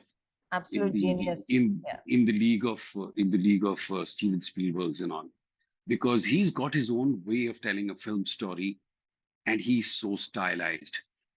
His editing patterns, his background music. I mean, whether you've seen, like you spoke about Lock, Stock, and Two Smoking Barrels. You see Snatch. You see Sherlock Holmes 1. You see Sherlock Holmes 2. I mean, you see any of his film, it just jumps out and you sort of holds you. His storytelling ability is phenomenal.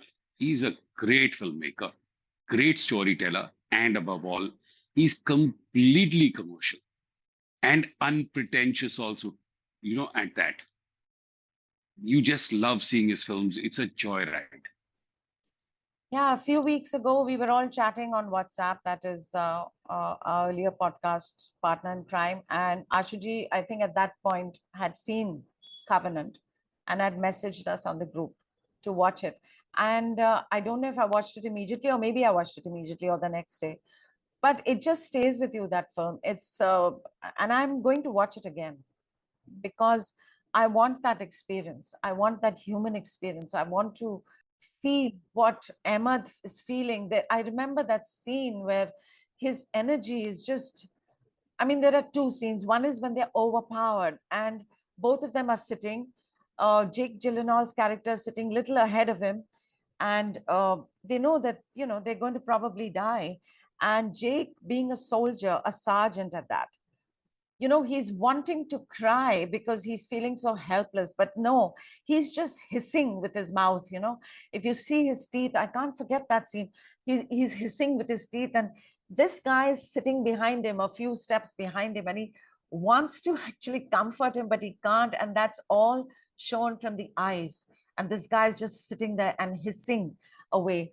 And there's another scene where Ahmed is so tired physically, mentally. He's just, he's probably wants to give up, and he's sitting on top of that ledge in that mountain, and he's crying and not sobbing, but there are tears, there's sweat, there's just this thing of, oh God, can this not end for me?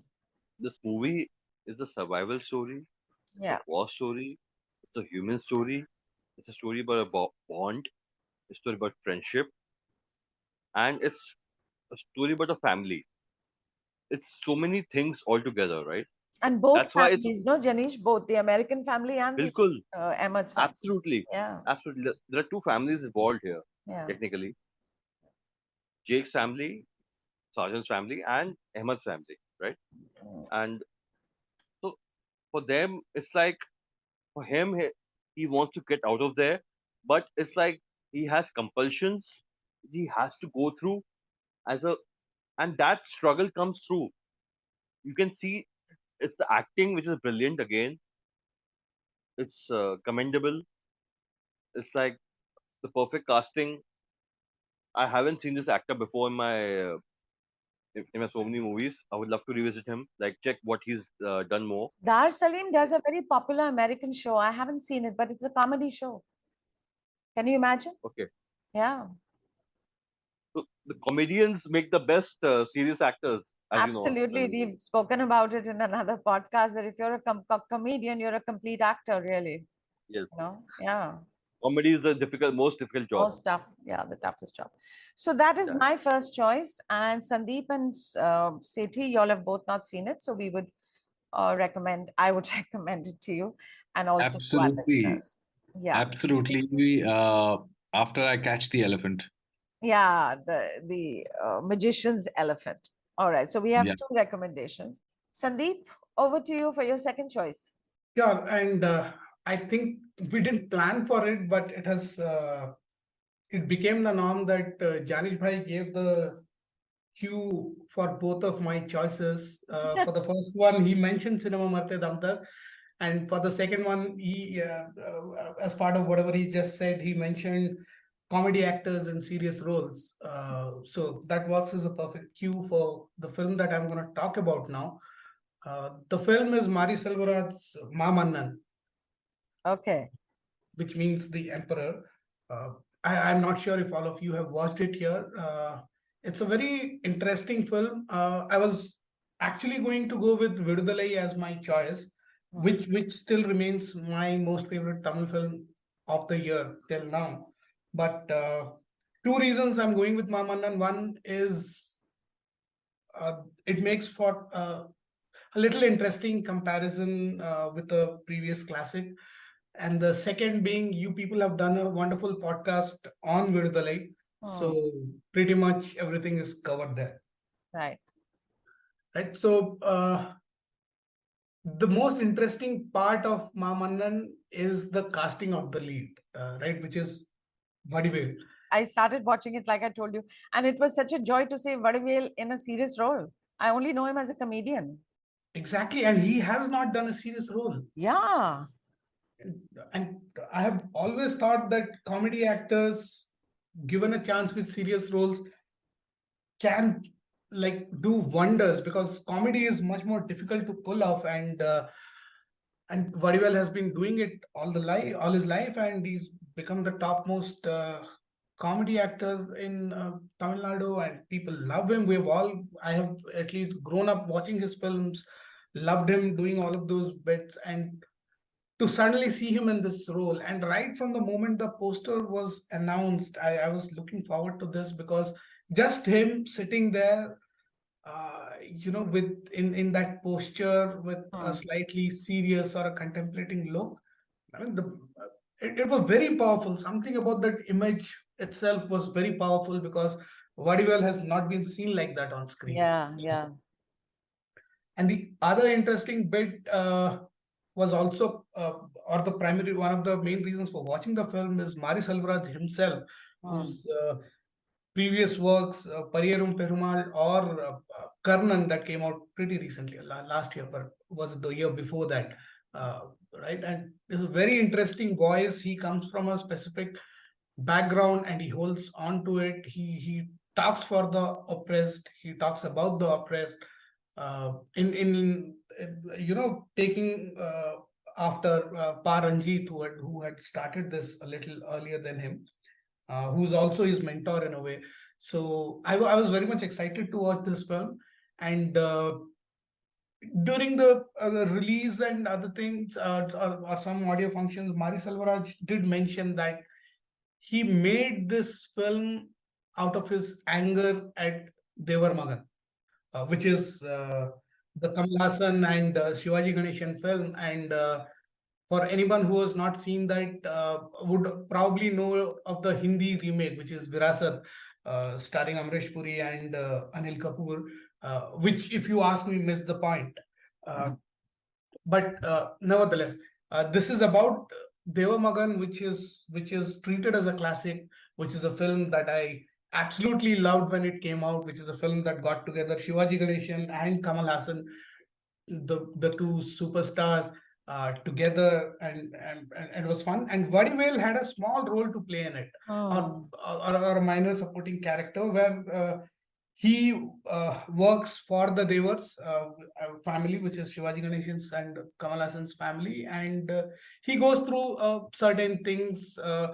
His hand gets chopped off because he does something for them, something as simple as opening a temple gate, and even then he continues to remain that way for them. And that was the entire genesis of Mari Selvaraj making Mamanan and casting Vadivel as the lead, because in his head he thought of this as an extension of that character, and he wanted to portray the other side of that story, right? So as I was watching the film, I was very much engaged in these comparisons. So if you remember Tevar Magan or Virasat, there's a father who's a powerful person, and it's very apparent that he comes from a dominant caste, quote unquote, and then he passes away, and his son carries on forward his tradition, and he takes the position of his father, and so on and so forth. Here, there is a similar father-son pair. The father has a similarly powerful position, and he passes away, and his son is Fahad Fazil, who then takes over the father's legacy and continues doing exactly what his father does. Now the twist in the tale is that both Fahd Fazil and the character of his father, played by Alagam Perumal, are the antagonists of the film. Yeah. The protagonists are actually from the oppressed caste, they are played by Vadivel and then his son, Udaynidhi Stalin.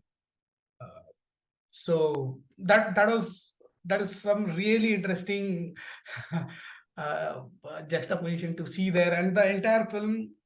Actually, there are two threads always running. The way Udaynidhi uh, thinks of his father's beliefs and ideologies, and the way Fahd Fazil thinks of his uh, uh, late father's ideologies and what they do. So on the one hand, there is a son who's blindly following it, and by extension passing on the same oppression, or continuing the same oppressive system that his father had set up.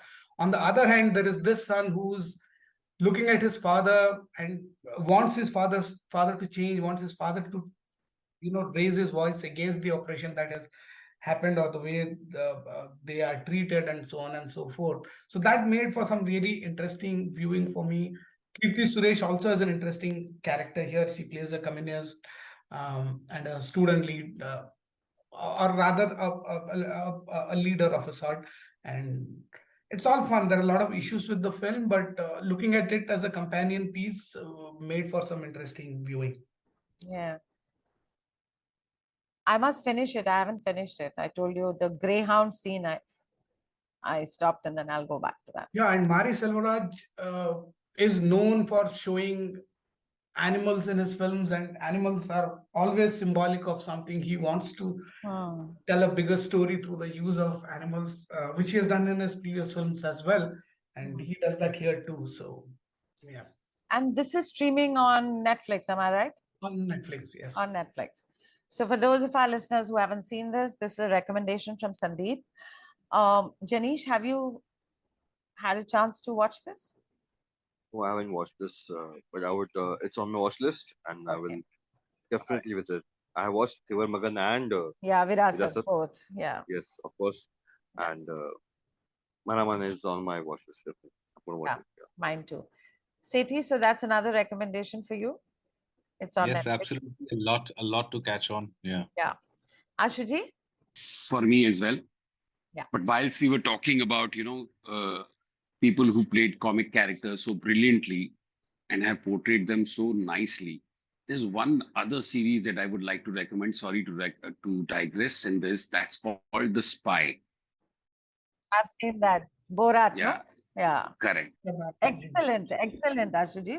Excellent. He's another person who plays comic characters so brilliantly and convincingly, but in this entire series, he's so serious and so outstanding. The series is fabulous also. So understated and Yes. so well made. True, Yes, true. yes. I agree. Yeah, yeah. Yeah. Okay, over to you, Janish, for your second choice. Yeah. So my second choice is one of the season favorites, which has been for past 4 years, in fact, is Succession. So we had the season finale this year, the series finale rather, and it's absolutely brilliant in every way. It's an elite juggernaut in the modern day media, which excels in every aspect of filmmaking to an extent that it's become the yardstick by which any TV show in the world should be judged. In fact, I think it's the writing more than anything else. Like the writers showed us that they're capable of monumental work in penning an incredibly brilliant script, like sharp dialogues and exceptional characterization, tongue-in-cheek social commentary, and a narrative caliber of remarkable achievements. Also, like it's a dark comedy also in some aspects. Succession, like it's a commentary on a social being of today, like how we are like as a society, and especially with respect to US rather. Also, it's the acting has it's a masterclass. The performances overall are absolute knockouts, and for me, the standout performance from all the actors is Kiran Culkin, and I think he's brilliant. Though Jeremy Strong and Sarah Snook and Brian Cox have been taking all the cake and eating it too. But for me, this actor who is the younger sibling of a child actor who was very famous, Macaulay Culkin. Culkin. Yeah, but Home this, Alone. Yeah. yeah, of course, but Kieran Culkin is absolutely brilliant. I absolutely adore him throughout the show. For me, he's a standout performance, to be honest. And I like it's like this. He's quirky. He's impulsive, and it's just his overall. Because I've seen him in real life, his interactions, and I know he's absolutely not like that. And for me, he's absolutely brilliant. The character development, okay, in the show, there's so much to talk about. Like this, the final season had some wonderful character moments in the entire show, and among the many individual winning occasions, the siblings hug in one of the episodes, and even the eulogy, if you in season in the episode 9, absolutely brilliant. I never thought I'll get emotional about a show, to be honest, but there are moments which really get me. Right. Have you all Yeah. seen it? Sethi, Sandeep, I've seen it. Ashji, Succession, the entire show. Well, I've not seen the entire thing, but I have started watching it, and I completely agree with the way the characters have been portrayed. And I mean, the father comes across as a nasty father, the businessman. He's somebody who sort of you wonder how he treats his children and what he does to sort of extract the best out of them, and he realizes the insecurity of his elder son. It's really well made, really well made. Sethi, have you seen Succession? No, I've not seen it. All right. But yeah. Now you can find it on Geo Cinema. It used to be on HBO first. So if you Mhm. ever want to watch it, how many? I think there are 6 seasons. How many seasons, Janish? 4. 4 seasons. Okay. Yeah. So also, just like to add, like one of the most impressive features of Succession, Succession is how discreetly the plot twists are woven into a narrative. And you never know when they're going to pull off the rug under your feet. Yeah, taking a cue from there, Janish, I was just going to say that there's not a single character, not one single character, even what's his name, the nephew who comes, remember the half nephew, the tall Yeah, guy, yeah? There's yeah, not a single character who's straightforward. I mean, even he's corrupted. You just don't know what's going to happen when he's so innocent when he comes, but absolutely. he's actually not innocent because if you hear his dialogues and the way, I mean, that's the comic relief in Succession. But actually, beneath that comic relief is just wheels within wheels within wheels of plotting and plotting and plotting. So yeah. See, Um, that's the thing, right, Nandini? Each episode delivers at least one twist that catches you completely off guard, hmm, and it's incredibly unpredictable. hmm. They're all selfish. The whole lot of them are just selfish human beings. It's a show about selfish human beings, dishonest human beings who don't know how to treat each other. And like Ashuji was saying, he's nasty is actually putting it very mildly. Yeah, truly.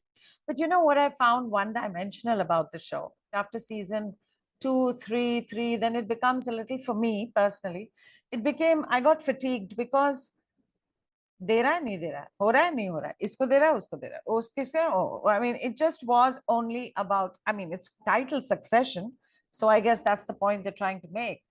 But in that sense, for me, it became a one-dimensional show after the first few episodes. And also, I'm being very honest with you, where it's very clear because there are some underlying things there, Janish, where they're going to stab each other. Next morning that is not going to happen what Jeremy Strong thought was going to happen, or what the sister thought, or mostly it's Jeremy Strong who's getting taken by and how the father uses his weakness of that supposedly car accident. So it's like a Damocles sword is hanging over all these children. all the time. They don't know how to deal with the father or deal with the mother. Another selfish creature, really. One hell of a character. Yeah. And that British actress, she's fabulous. And Oh, absolutely. yeah, in the end, even Brian Cox's younger brother, right? I don't know the actor, I forget his name. He's supposed to be a simpleton, really. But at the end, not so much. All right. So over to you, Ashuji, for your second choice, and then we'll go to Sethi. All right. So my second choice is a film called Banda, and it is available on Z, on the platform on Z. And I saw the film. I sort of I was amazed with the performance of Manoj Bajpayee. It's a true story again on a lawyer and his fight to sort of fight justice for the girl who believes that who says that she's been molested uh, by one of the dharam gurus. But the balance of that series in terms of, I mean, there are various departments in that, in any filmmaking exercise or any content exercise. I was amazed with the balance that this had in terms of, photography, performance, storytelling, unraveling of the story, at what point to say what, which is like screenplay, uh, in terms of editing, set design, every single department just played it so nicely, and yet not one of them overdid it. So it was like a symphony where everyone plays their part to whatever is needed, and nobody tends to overdo anything. But for me, Manoj Bajpayee's performance in Banda stands out. The way he he portrays his character as a lawyer, when he sees somebody with great stature coming into the courtroom, he's sort of wanting to take a picture also with him and wants to take an autograph, and he shows that he's in awe, but at the same time he holds his own ground when it comes to law. His thing of when he gets to know that his son is not there, and he comes back from the Supreme Court and then goes on to the terrace and breaks down, also shows the vulnerability of the character. So for me, Manoj Bajpayee wasn't Manoj Bajpayee. He wasn't performing on acting. He was actually playing the character. And if you haven't watched Banda, I think it's a highly recommended film from my point of view. You will enjoy it. It's a very, very engaging film. To all our listeners, Ashuji has just spoken about a film. It's called Sirf Ek Banda Kafi Hai. And also for Gaurav and Sandeep and Janish, in case you all don't know, I don't know. This movie is, the film is so good. And Manoj Bajpayee's performance is just amazing, is again putting it mildly. He lives the role. And we've done a podcast on this entire film. It's called Sirf Ek Banda Kafi Hai. So I'm not going to say much about this because it's all there in the podcast. But if Janish or Sandeep or Gaurav want to say something, if you all have watched this, please go ahead. But it's a very good recommendation coming from Ashuji. Absolutely agree with Ashuji. It's a brilliant movie. It's definitely one of the best movies this year. And it's only because of Manoj Bajpayee that this movie is taken up a top notch. And besides what Ashuji mentioned, Manoj Bajpayee brings nuances to the character which are brilliant, like twitches and the way he behaves. It's only an actor of his caliber who can bring this kind of nuance to a character. Without giving out spoilers, the monologue at the end of the movie Yeah, is one of the best. Is one of the best in Hindi movie industry ever. To yeah, be honest. absolutely. And I think Mr. Bajpayee is brilliant with giving those end Yeah. monologues. Shul comes to mind, right? Yeah, Ah, yes, immediately that came to mind. yeah.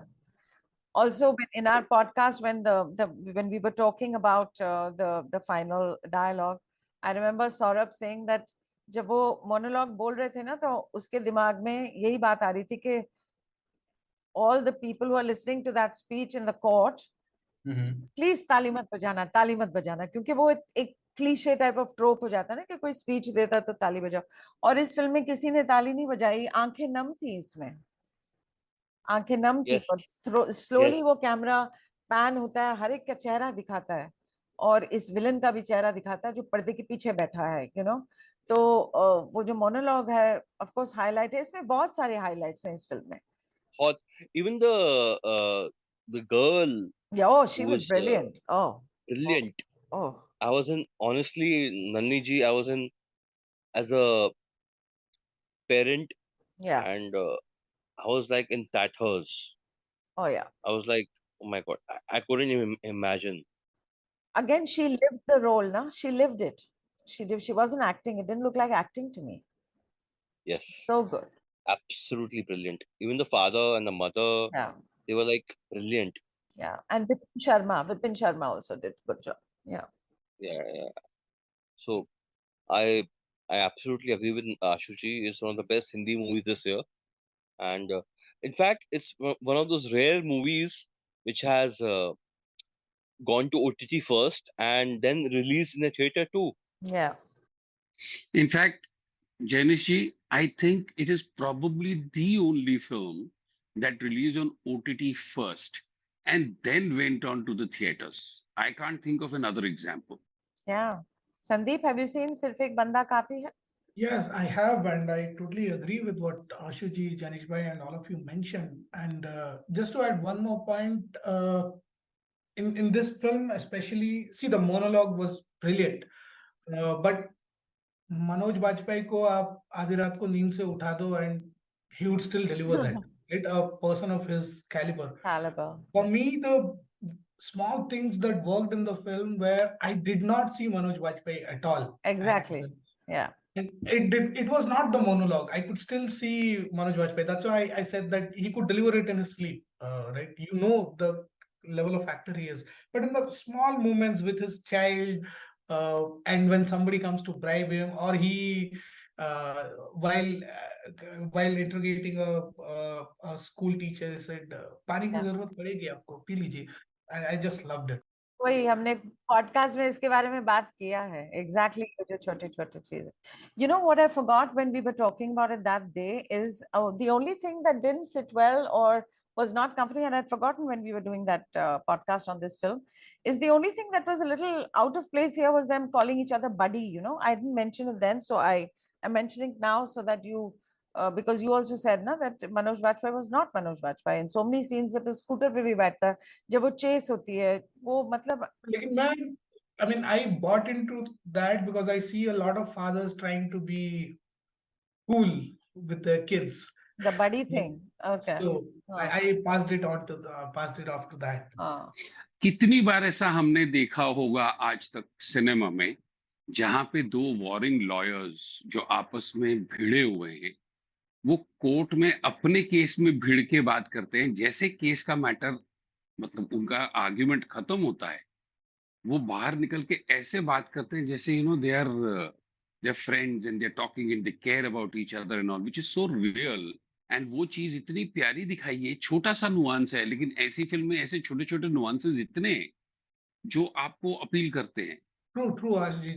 That moment where he approaches Vipin Sharma, if I'm not wrong, and he says, "वो आपके उस problem का क्या हुआ?" हाँ, वो चल रहा है. I mean, it's a casual throw Yeah, of movement, casual. but Yeah. it's very important. मतलब लगता है राइटर्स ने भी काफी सोच समझ के लिखा है to हाँ. include that. So yes. बिल्कुल. और संदीप, वो दूसरा जो नुआंस आशु जी कह रहे हैं ना कि दोस्त एक दूसरे के खिलाफ लड़ रहे हैं, लेकिन वो ह्यूमैनिटी इनकी खत्म नहीं हुई है, क्योंकि जब वो बहुत ही अनकंफर्टेबल क्वेश्चन पूछते हैं, पूछना है, he looks he puts Vipin Sharma मतलब डिफीट होके अपने हाथ नीचे रख के मनोज वाजपेयी को देखते बोलते सॉरी, मुझे पूछना पड़ेगा. हाँ, this uncomfortable question is helpless, and then Manoj just looks at him and says, yeah, ask her. तो ये बहुत अच्छी अच्छी छोटी छोटी चीजें इसमें बहुत अच्छी है. All right, going to Sethi now. Are you ready with your second choice? Yes, I am ready with my second choice, and on a more lighter note. So this is about a girl who's called Nabora, And basically, the film starts with her father calling her. Her father lives in a small town in Korea, and her father is calling her. She's in Seoul. She works in mass comm. And her father calls her and says, "Are you still watching those porn movies?"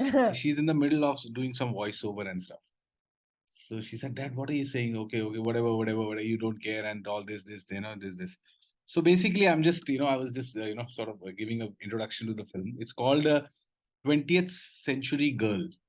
It's Okay. a South Korean film. It's kind of a classical, so to say, romantic film with all the ingredients of a love triangle and two girls falling for the same guy, and then one girl trying to sacrifice for her friend, and all of that is there. And what I like about the whole film was, of course, the title, which got my attention. It's a no-brainer kind of a, nice, good feel, teenage kind of a romantic film. But what I like about the whole thing is how, in the end, the guy who had actually sent that movie to her, he dies, and Oh, we never get to know how he died. oh, it's that open-ended. Oh, Yeah, oh. Interesting. Interesting. And Sethi, when yeah. you were saying two girls fall for the same guy, तो मेरे दिमाग में काजोल रानी और शाहरुख खड़े थे. नहीं मैंने जब मूवी देखी तो मेरे को वो आईना वाला आया जो हाँ, जूही Juhi Chawla.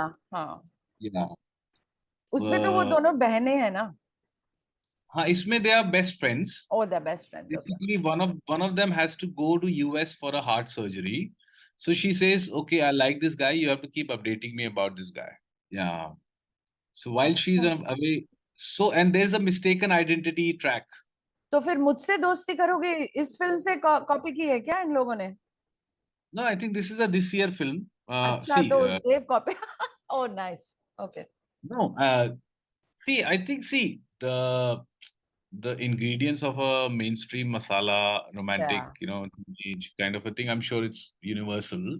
Yeah. But otherwise, yeah, so those sub tracks are there, those subplots, and the sub layers are there. But when towards the end, what really took my attention in the film was you never get to know how the guy died. Oh my goodness.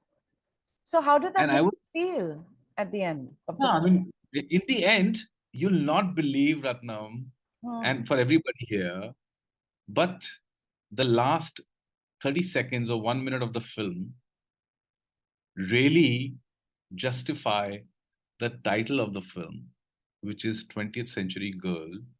Hmm. And that's the last dialogue because he records a video for her.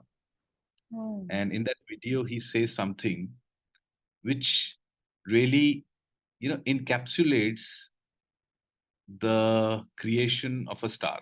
Oh, Yeah. interesting. So yeah, it's if you're in a light mood, and of course, we all are too great for this kind of content, maybe. But yeah, So where is it streaming, Sethi? it's on Netflix. It's on It's on Netflix. Netflix. 20th Century Girl. Okay. Yeah. So yeah, I mean, on a lighter note. Well, but nice. It's not ending on a very lighter note. Now it's also on an emotional note. It's ended, right? Oh Yeah. yeah. I think if not Yeah. for the last 1 minute, and that's where I realized that okay, Hmm. Right. Wow, interesting. Thanks for sharing that with us. This is news to me. I wouldn't have heard about this film if you hadn't spoken about it. Maybe you would have seen the title, but maybe you wouldn't have entered. No, Sandeep, Janish, Ashuji? Yes, Yeah. yes, pretty much. Now I'm curious. I would have just skipped past the title otherwise. Yeah. So thank you. That's a very interesting choice that you've brought, and a lighter one, but with a very significant ending, I must say. Thank you for that choice, Gaurav. Romance is the last choice to go to, and definitely I'll add this to my watch list. of course, it's not an easy watch. As I said, we all have grade enough to watch, but it was a good understanding of how stars are created in cinema. Hmm. Interesting. I'm definitely going to watch this. Yeah, and I think I'll look forward to what you have to say about it. Okay, I will. All right. Should I talk about my last choice, second choice? Please do. Yes, Absolutely. please. Okay, so I'm also going to go to a slightly lighter film, but which is very, very inspiring. It's a film called Air. Have you all seen it? Wow, absolutely brilliant. Nature. You recommended it to me, and I've seen it. I love it. Yeah. It's Sandeep would have brilliant. definitely seen it. And Ashuji and I and Saurabh in an earlier podcast, which was not about air, but we have spoken about this film and enjoyed it thoroughly. And again, this is one of those films that has repeat value. Very inspiring story. It's called Air. It's directed by Ben Affleck. It's got Matt Damon and Ben Affleck playing the lead roles, and there's Jason Bateman. Now, the podcast has gone on for too long. So what I'm going to just say about Air right now is that I'm first of all recommending it to everybody who hasn't seen it. For me, even earlier when we were talking about it, what I loved about this film was that the entire film looked very extempore. It didn't even look stated or anybody's trying to make some heavy points. It was like the camera was not there. It was like it has strong writing. It's got veteran performers, and the craft of this film. It's an underdog sports movie. It's a true story. It's based on Sonny Vaccaro's character, which is played by Matt Damon. He was a basketball guru and he was hired by the CEO of Nike, and that role is played by Ben Affleck. Now, there are some absolutely inspiring dialogues in this that I'll talk about now instead of talking about the whole film. There's one dialogue, if you all remember, it goes like this, and it comes out of the mouth of that man, Pete, again, a real life character who constructs the shoe for Jordan. If you remember, that dialogue goes like this. It says, poetry only makes the world bearable. It's engineering that got us to the moon. And it's so funny, that scene, that they go to Pete, Matt Damon and Jason Bateman go to him because they want him to construct that shoe for Jordan. And in that, he says this. And at that point in time, he also comes up with the name Air Jordan. And then Matt Damon says that, I don't know if we can use this or not, because, the agent had said it. So he says, oh, really? Air Soul, Air Jordan, he said it. And then there's this funny bit where Jason Bateman, if you remember, Sandeep, Janish, Ashuji, he says, David Forkham. he says, doesn't matter. We just David Forkham. Okay. And, we've all heard this song, Born in the USA by Bruce Springsteen, right? We've heard it over and over again. And this film, Ashuji, when you and we talk separately also about music and lyrics, it's always, for me, the music hits your ears first, right? The music hits, for me, it's always like that. And then I go into the lyrics and, enjoy that and whatever. So this is one of those movies that actually illustrates this point very well, that you can enjoy a song, you can go beat to it, you can dance to it, you can go, rock to it or whatever, and you think it means something else, but it means something entirely different. And that is what Born in the USA is all about. So that part is also there in this film. Yeah, no, Ashuji? I think somewhere the context of that was because Converse and Adidas, which are the main competitors, they're non-US companies. Is it? Am I right? Yeah, they are. Adidas is German and Converse is. Or Converse was it taken over? Ashuji? Converse is American, no? I think Converse is American. And Adidas is German, of course, because that reference comes to Adolf Hitler. He says he took the name. His name is Adolf. He took the name. So there's a lot of humor, but this film is not like a film. It's beautiful. It's so inspiring. And Born in the USA is anything but about freedom. It's not about freedom. And Jason Bateman tells this to Matt Damon, who's very deep in thought, and they're walking, and he says, I always thought this was about freedom and about America and Born in the USA, but it's about the Vietnam War, how soldiers came back and couldn't find jobs and stuff.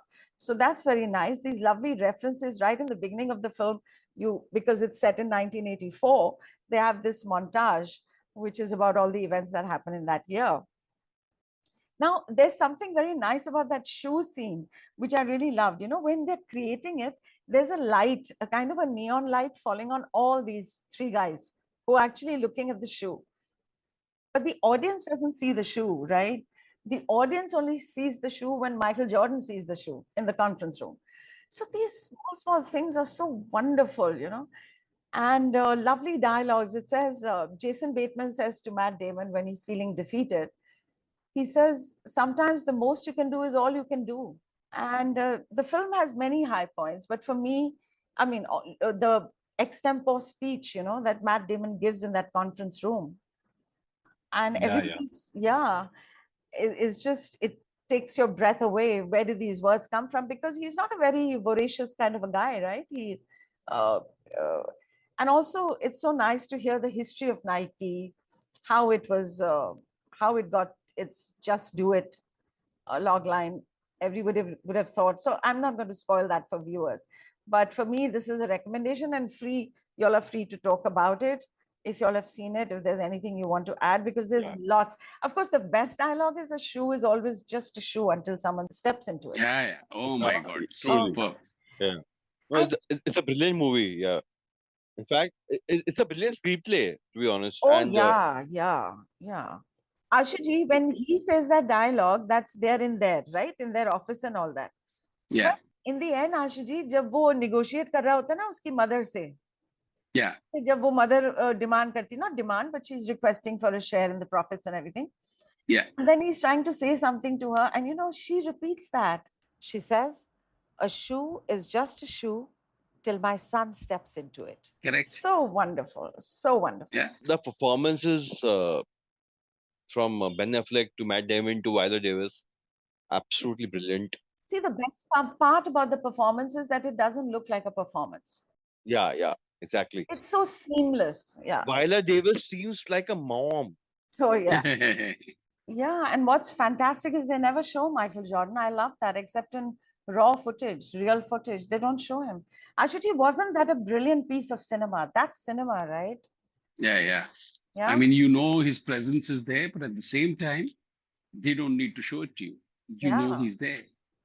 The other thing that I really like about this film is and this is how it is so beautiful, that although Ben Affleck's the director of the film, he's given the larger chunk of the role to Matt Damon, and he plays a much smaller chunk in the film. So it just shows he's not insecure about his performance or his role in the film or whatever.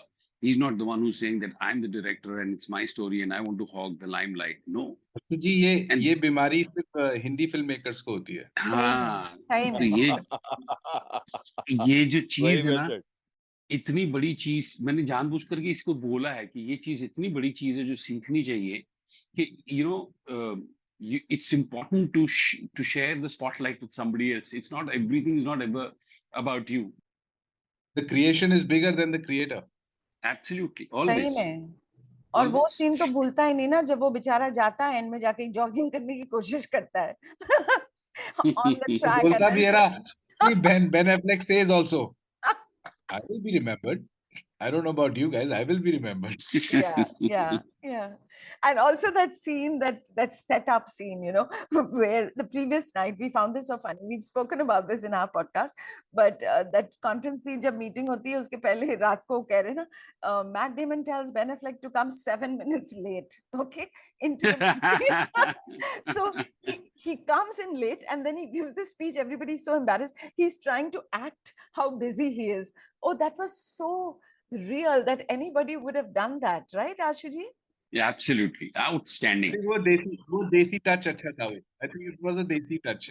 It's honestly a trope a lot of businessmen use, to be honest. Yeah. Yes, but I'm sure they do, but no, but then to use the trope and then come out and say also that this is what I was told to do. Exactly, without actually saying it. Yeah, that was amazing. Sandeep, what's your take on Air? Air was my choice before you called dibs on it, Nanaji. So I'm sorry about that, Sandeep. We can talk about it now. absolutely loved it, and kind of also a throwback and nostalgia to see Ben Affleck and Matt Damon get together after 20 years. Yeah, Good Will Hunting. It's a reminder of their age as well as mine, but nevertheless, it's an absolutely brilliant film. And Viola Davis, that lady is a powerhouse of talent, and oh my God, it doesn't even need to say anything. Just leave the camera at her in a close-up, and the way she gives the stare down, That's Oh. assertive, and all of it that needs to be conveyed. Even if she had not said a single dialogue in that scene, I would have known what she's trying to communicate there. Right, such a powerhouse. And I had one problem though with the film, which is having read about Phil Knight and having read Phil Knight through his book, The Shoe Dog. Uh, it does not match with the kind of a buffoon that he was made out to be in certain scenes, or many scenes actually. So he was much more than that.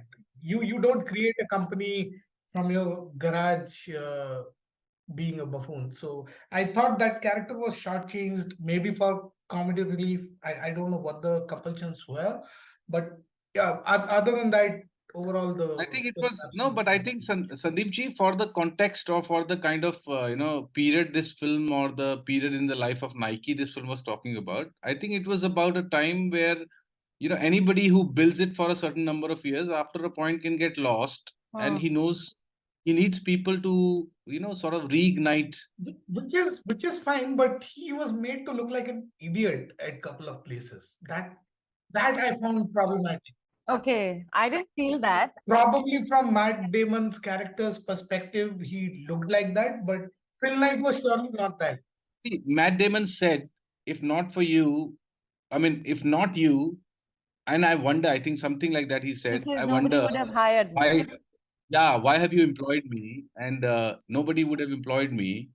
And he, against that, he says something. And that's where I feel even the biggest of corporations in the world, and it's about, the political, of course, the political aspect of, big corporations and everything is one side. But it's most of the time it's a struggle of one idea which is coming from a passionate who's not just thinking about the paycheck at the end of the month. It's those kind of people who have to really struggle to throw their idea, and for some people to accept it, because that's what the real corporate world is about. Yeah, you don't give a rat's ass. And I must tell you all that Sethi comes from a corporate background, and he's been doing that before he entered the film industry. And also, Sandeep, to say, I don't know, I haven't read the book, but they keep throwing this dialogue now that he keeps saying, right? The idea will grow on me. It'll grow on me. It'll grow on me. Because, yeah, like. Because they all know, because Ratnam, somewhere they all know that ये आदमी पागल है, और ये कुछ तो बात है हमको समझ नहीं आ रही है, लेकिन हाँ इसकी बात में कुछ तो दम है. But we can't give it to him. We can't give it to him. Also, Sandeep, to take off from what you said and what Gaurav is saying, is that the reminder comes to him from Matt Damon, right? Because Matt Damon just throws this line at him. How did you start Nike? Because he's lost, like Gaurav is saying, he's become cautious, and he's become afraid, and he's thinking about the board and all of that. And he says, but and in the end, again, he throws that back at Matt Damon when he agrees to giving him a share in The share, yeah. Yeah, he said, that's a revolutionary. Yeah. He throws that line back at him and says, with a half smile, he says, that's how I started Nike. So yeah. Okay, so that's, you felt that he was made to look like an idiot. Maybe because you're coming from the book. I haven't read the book, so. Yeah, also from following this entire story, right? It's Yeah. But maybe, yeah, corporate board games don't make for interesting screenplay. So. Yeah. And also, Sandeep, you coming back to Viola Davis, which you rightly said, if you just put a camera and she can speak through her eyes. You remember that time when he barges into their home, she takes him into the garden, and then they're sitting on that bench. Obviously, you remember that. And then she starts talking about something. Remember, he looks down, Matt Damon, and he looks at her face and says, you're good at this. So she says, at what? He says, instead of you, we're talking about me and my family. So she's, she asks him about the mother and everything. So she reads people so well, right? That's exactly what she's doing. And at the same Yeah. time, asserting clearly that the power lies with her. Yes. It's dynamic, not with Matt Damon. And beautiful. I mean, I can't think of many actresses who can do that just with with their eyes and that whole gait. It's just beautiful. Yeah. And it's amazing, yeah. We all have grown up in the 90s that this brand was introduced, Air Jordan. So now when you come to think of it, this unknown guy who nobody knows about, Ricardo, Yeah, he was the brainchild. It yeah, was his brainchild. yeah, exactly. And his belief. It's again a film about a story about belief, no? Yeah, Yeah, there's some lovely touches in this film. Right at the end, I think when they've achieved everything, I mean, Ben Affleck goes and steals his own bun or something, bagel or something, yeah, and yeah. puts it in his pocket. He doesn't pay for it.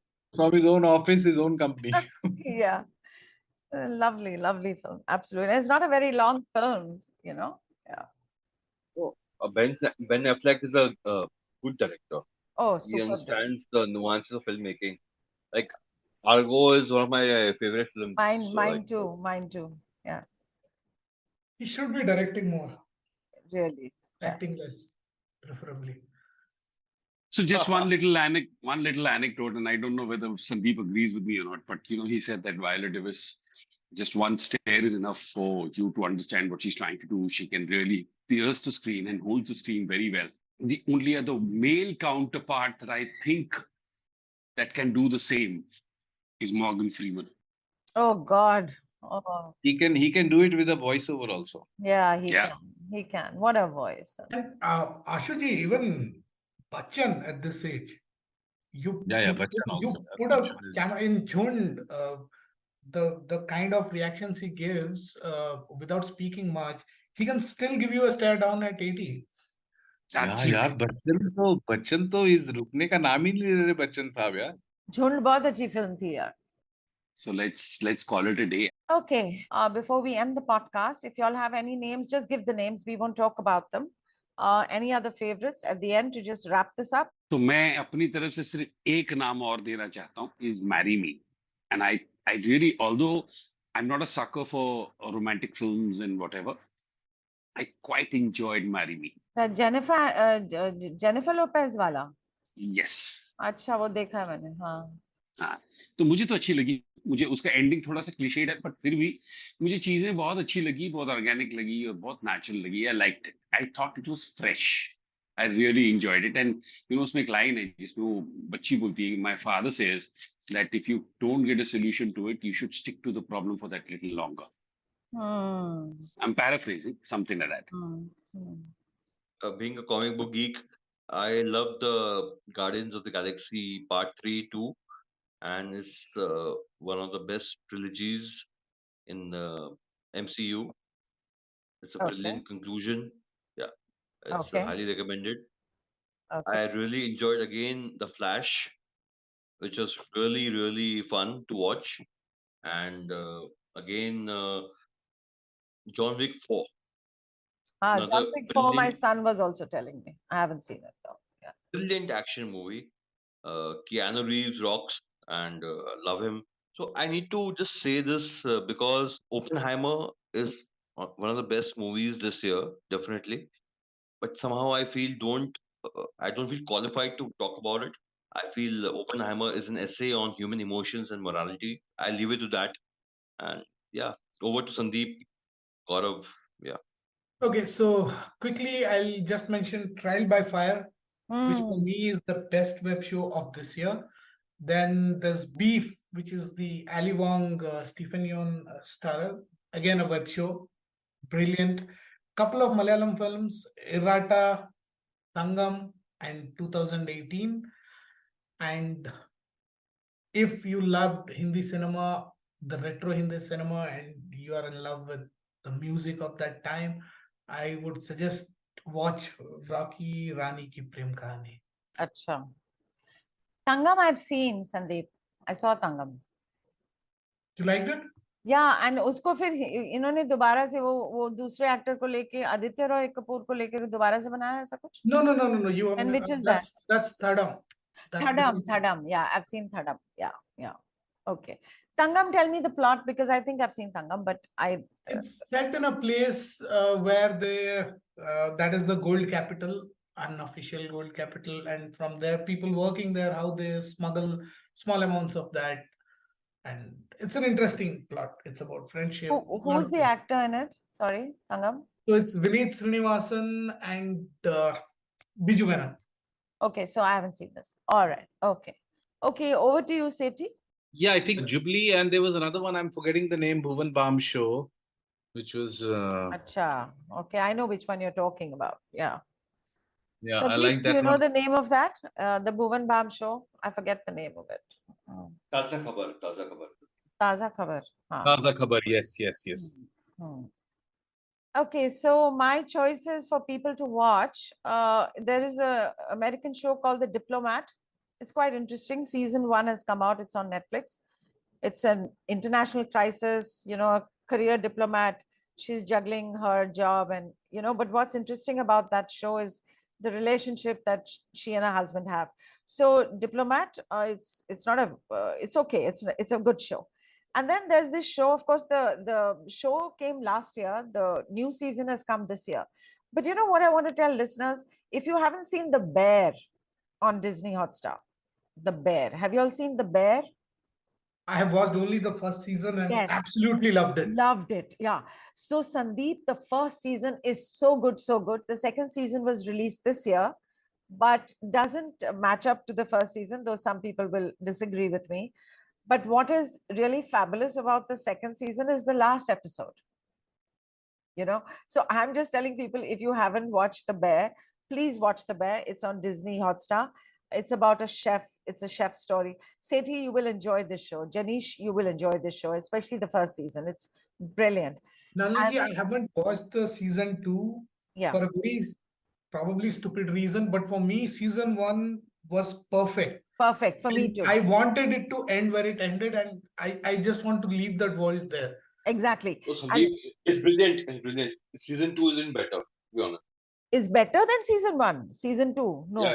Yeah, I enjoyed it thoroughly. Okay. Oh, Season 2 for me was not good at all because they took the restaurant away, right? Because you know what happened in the last episode of the first season. So here it just mangled on and on. So I don't know.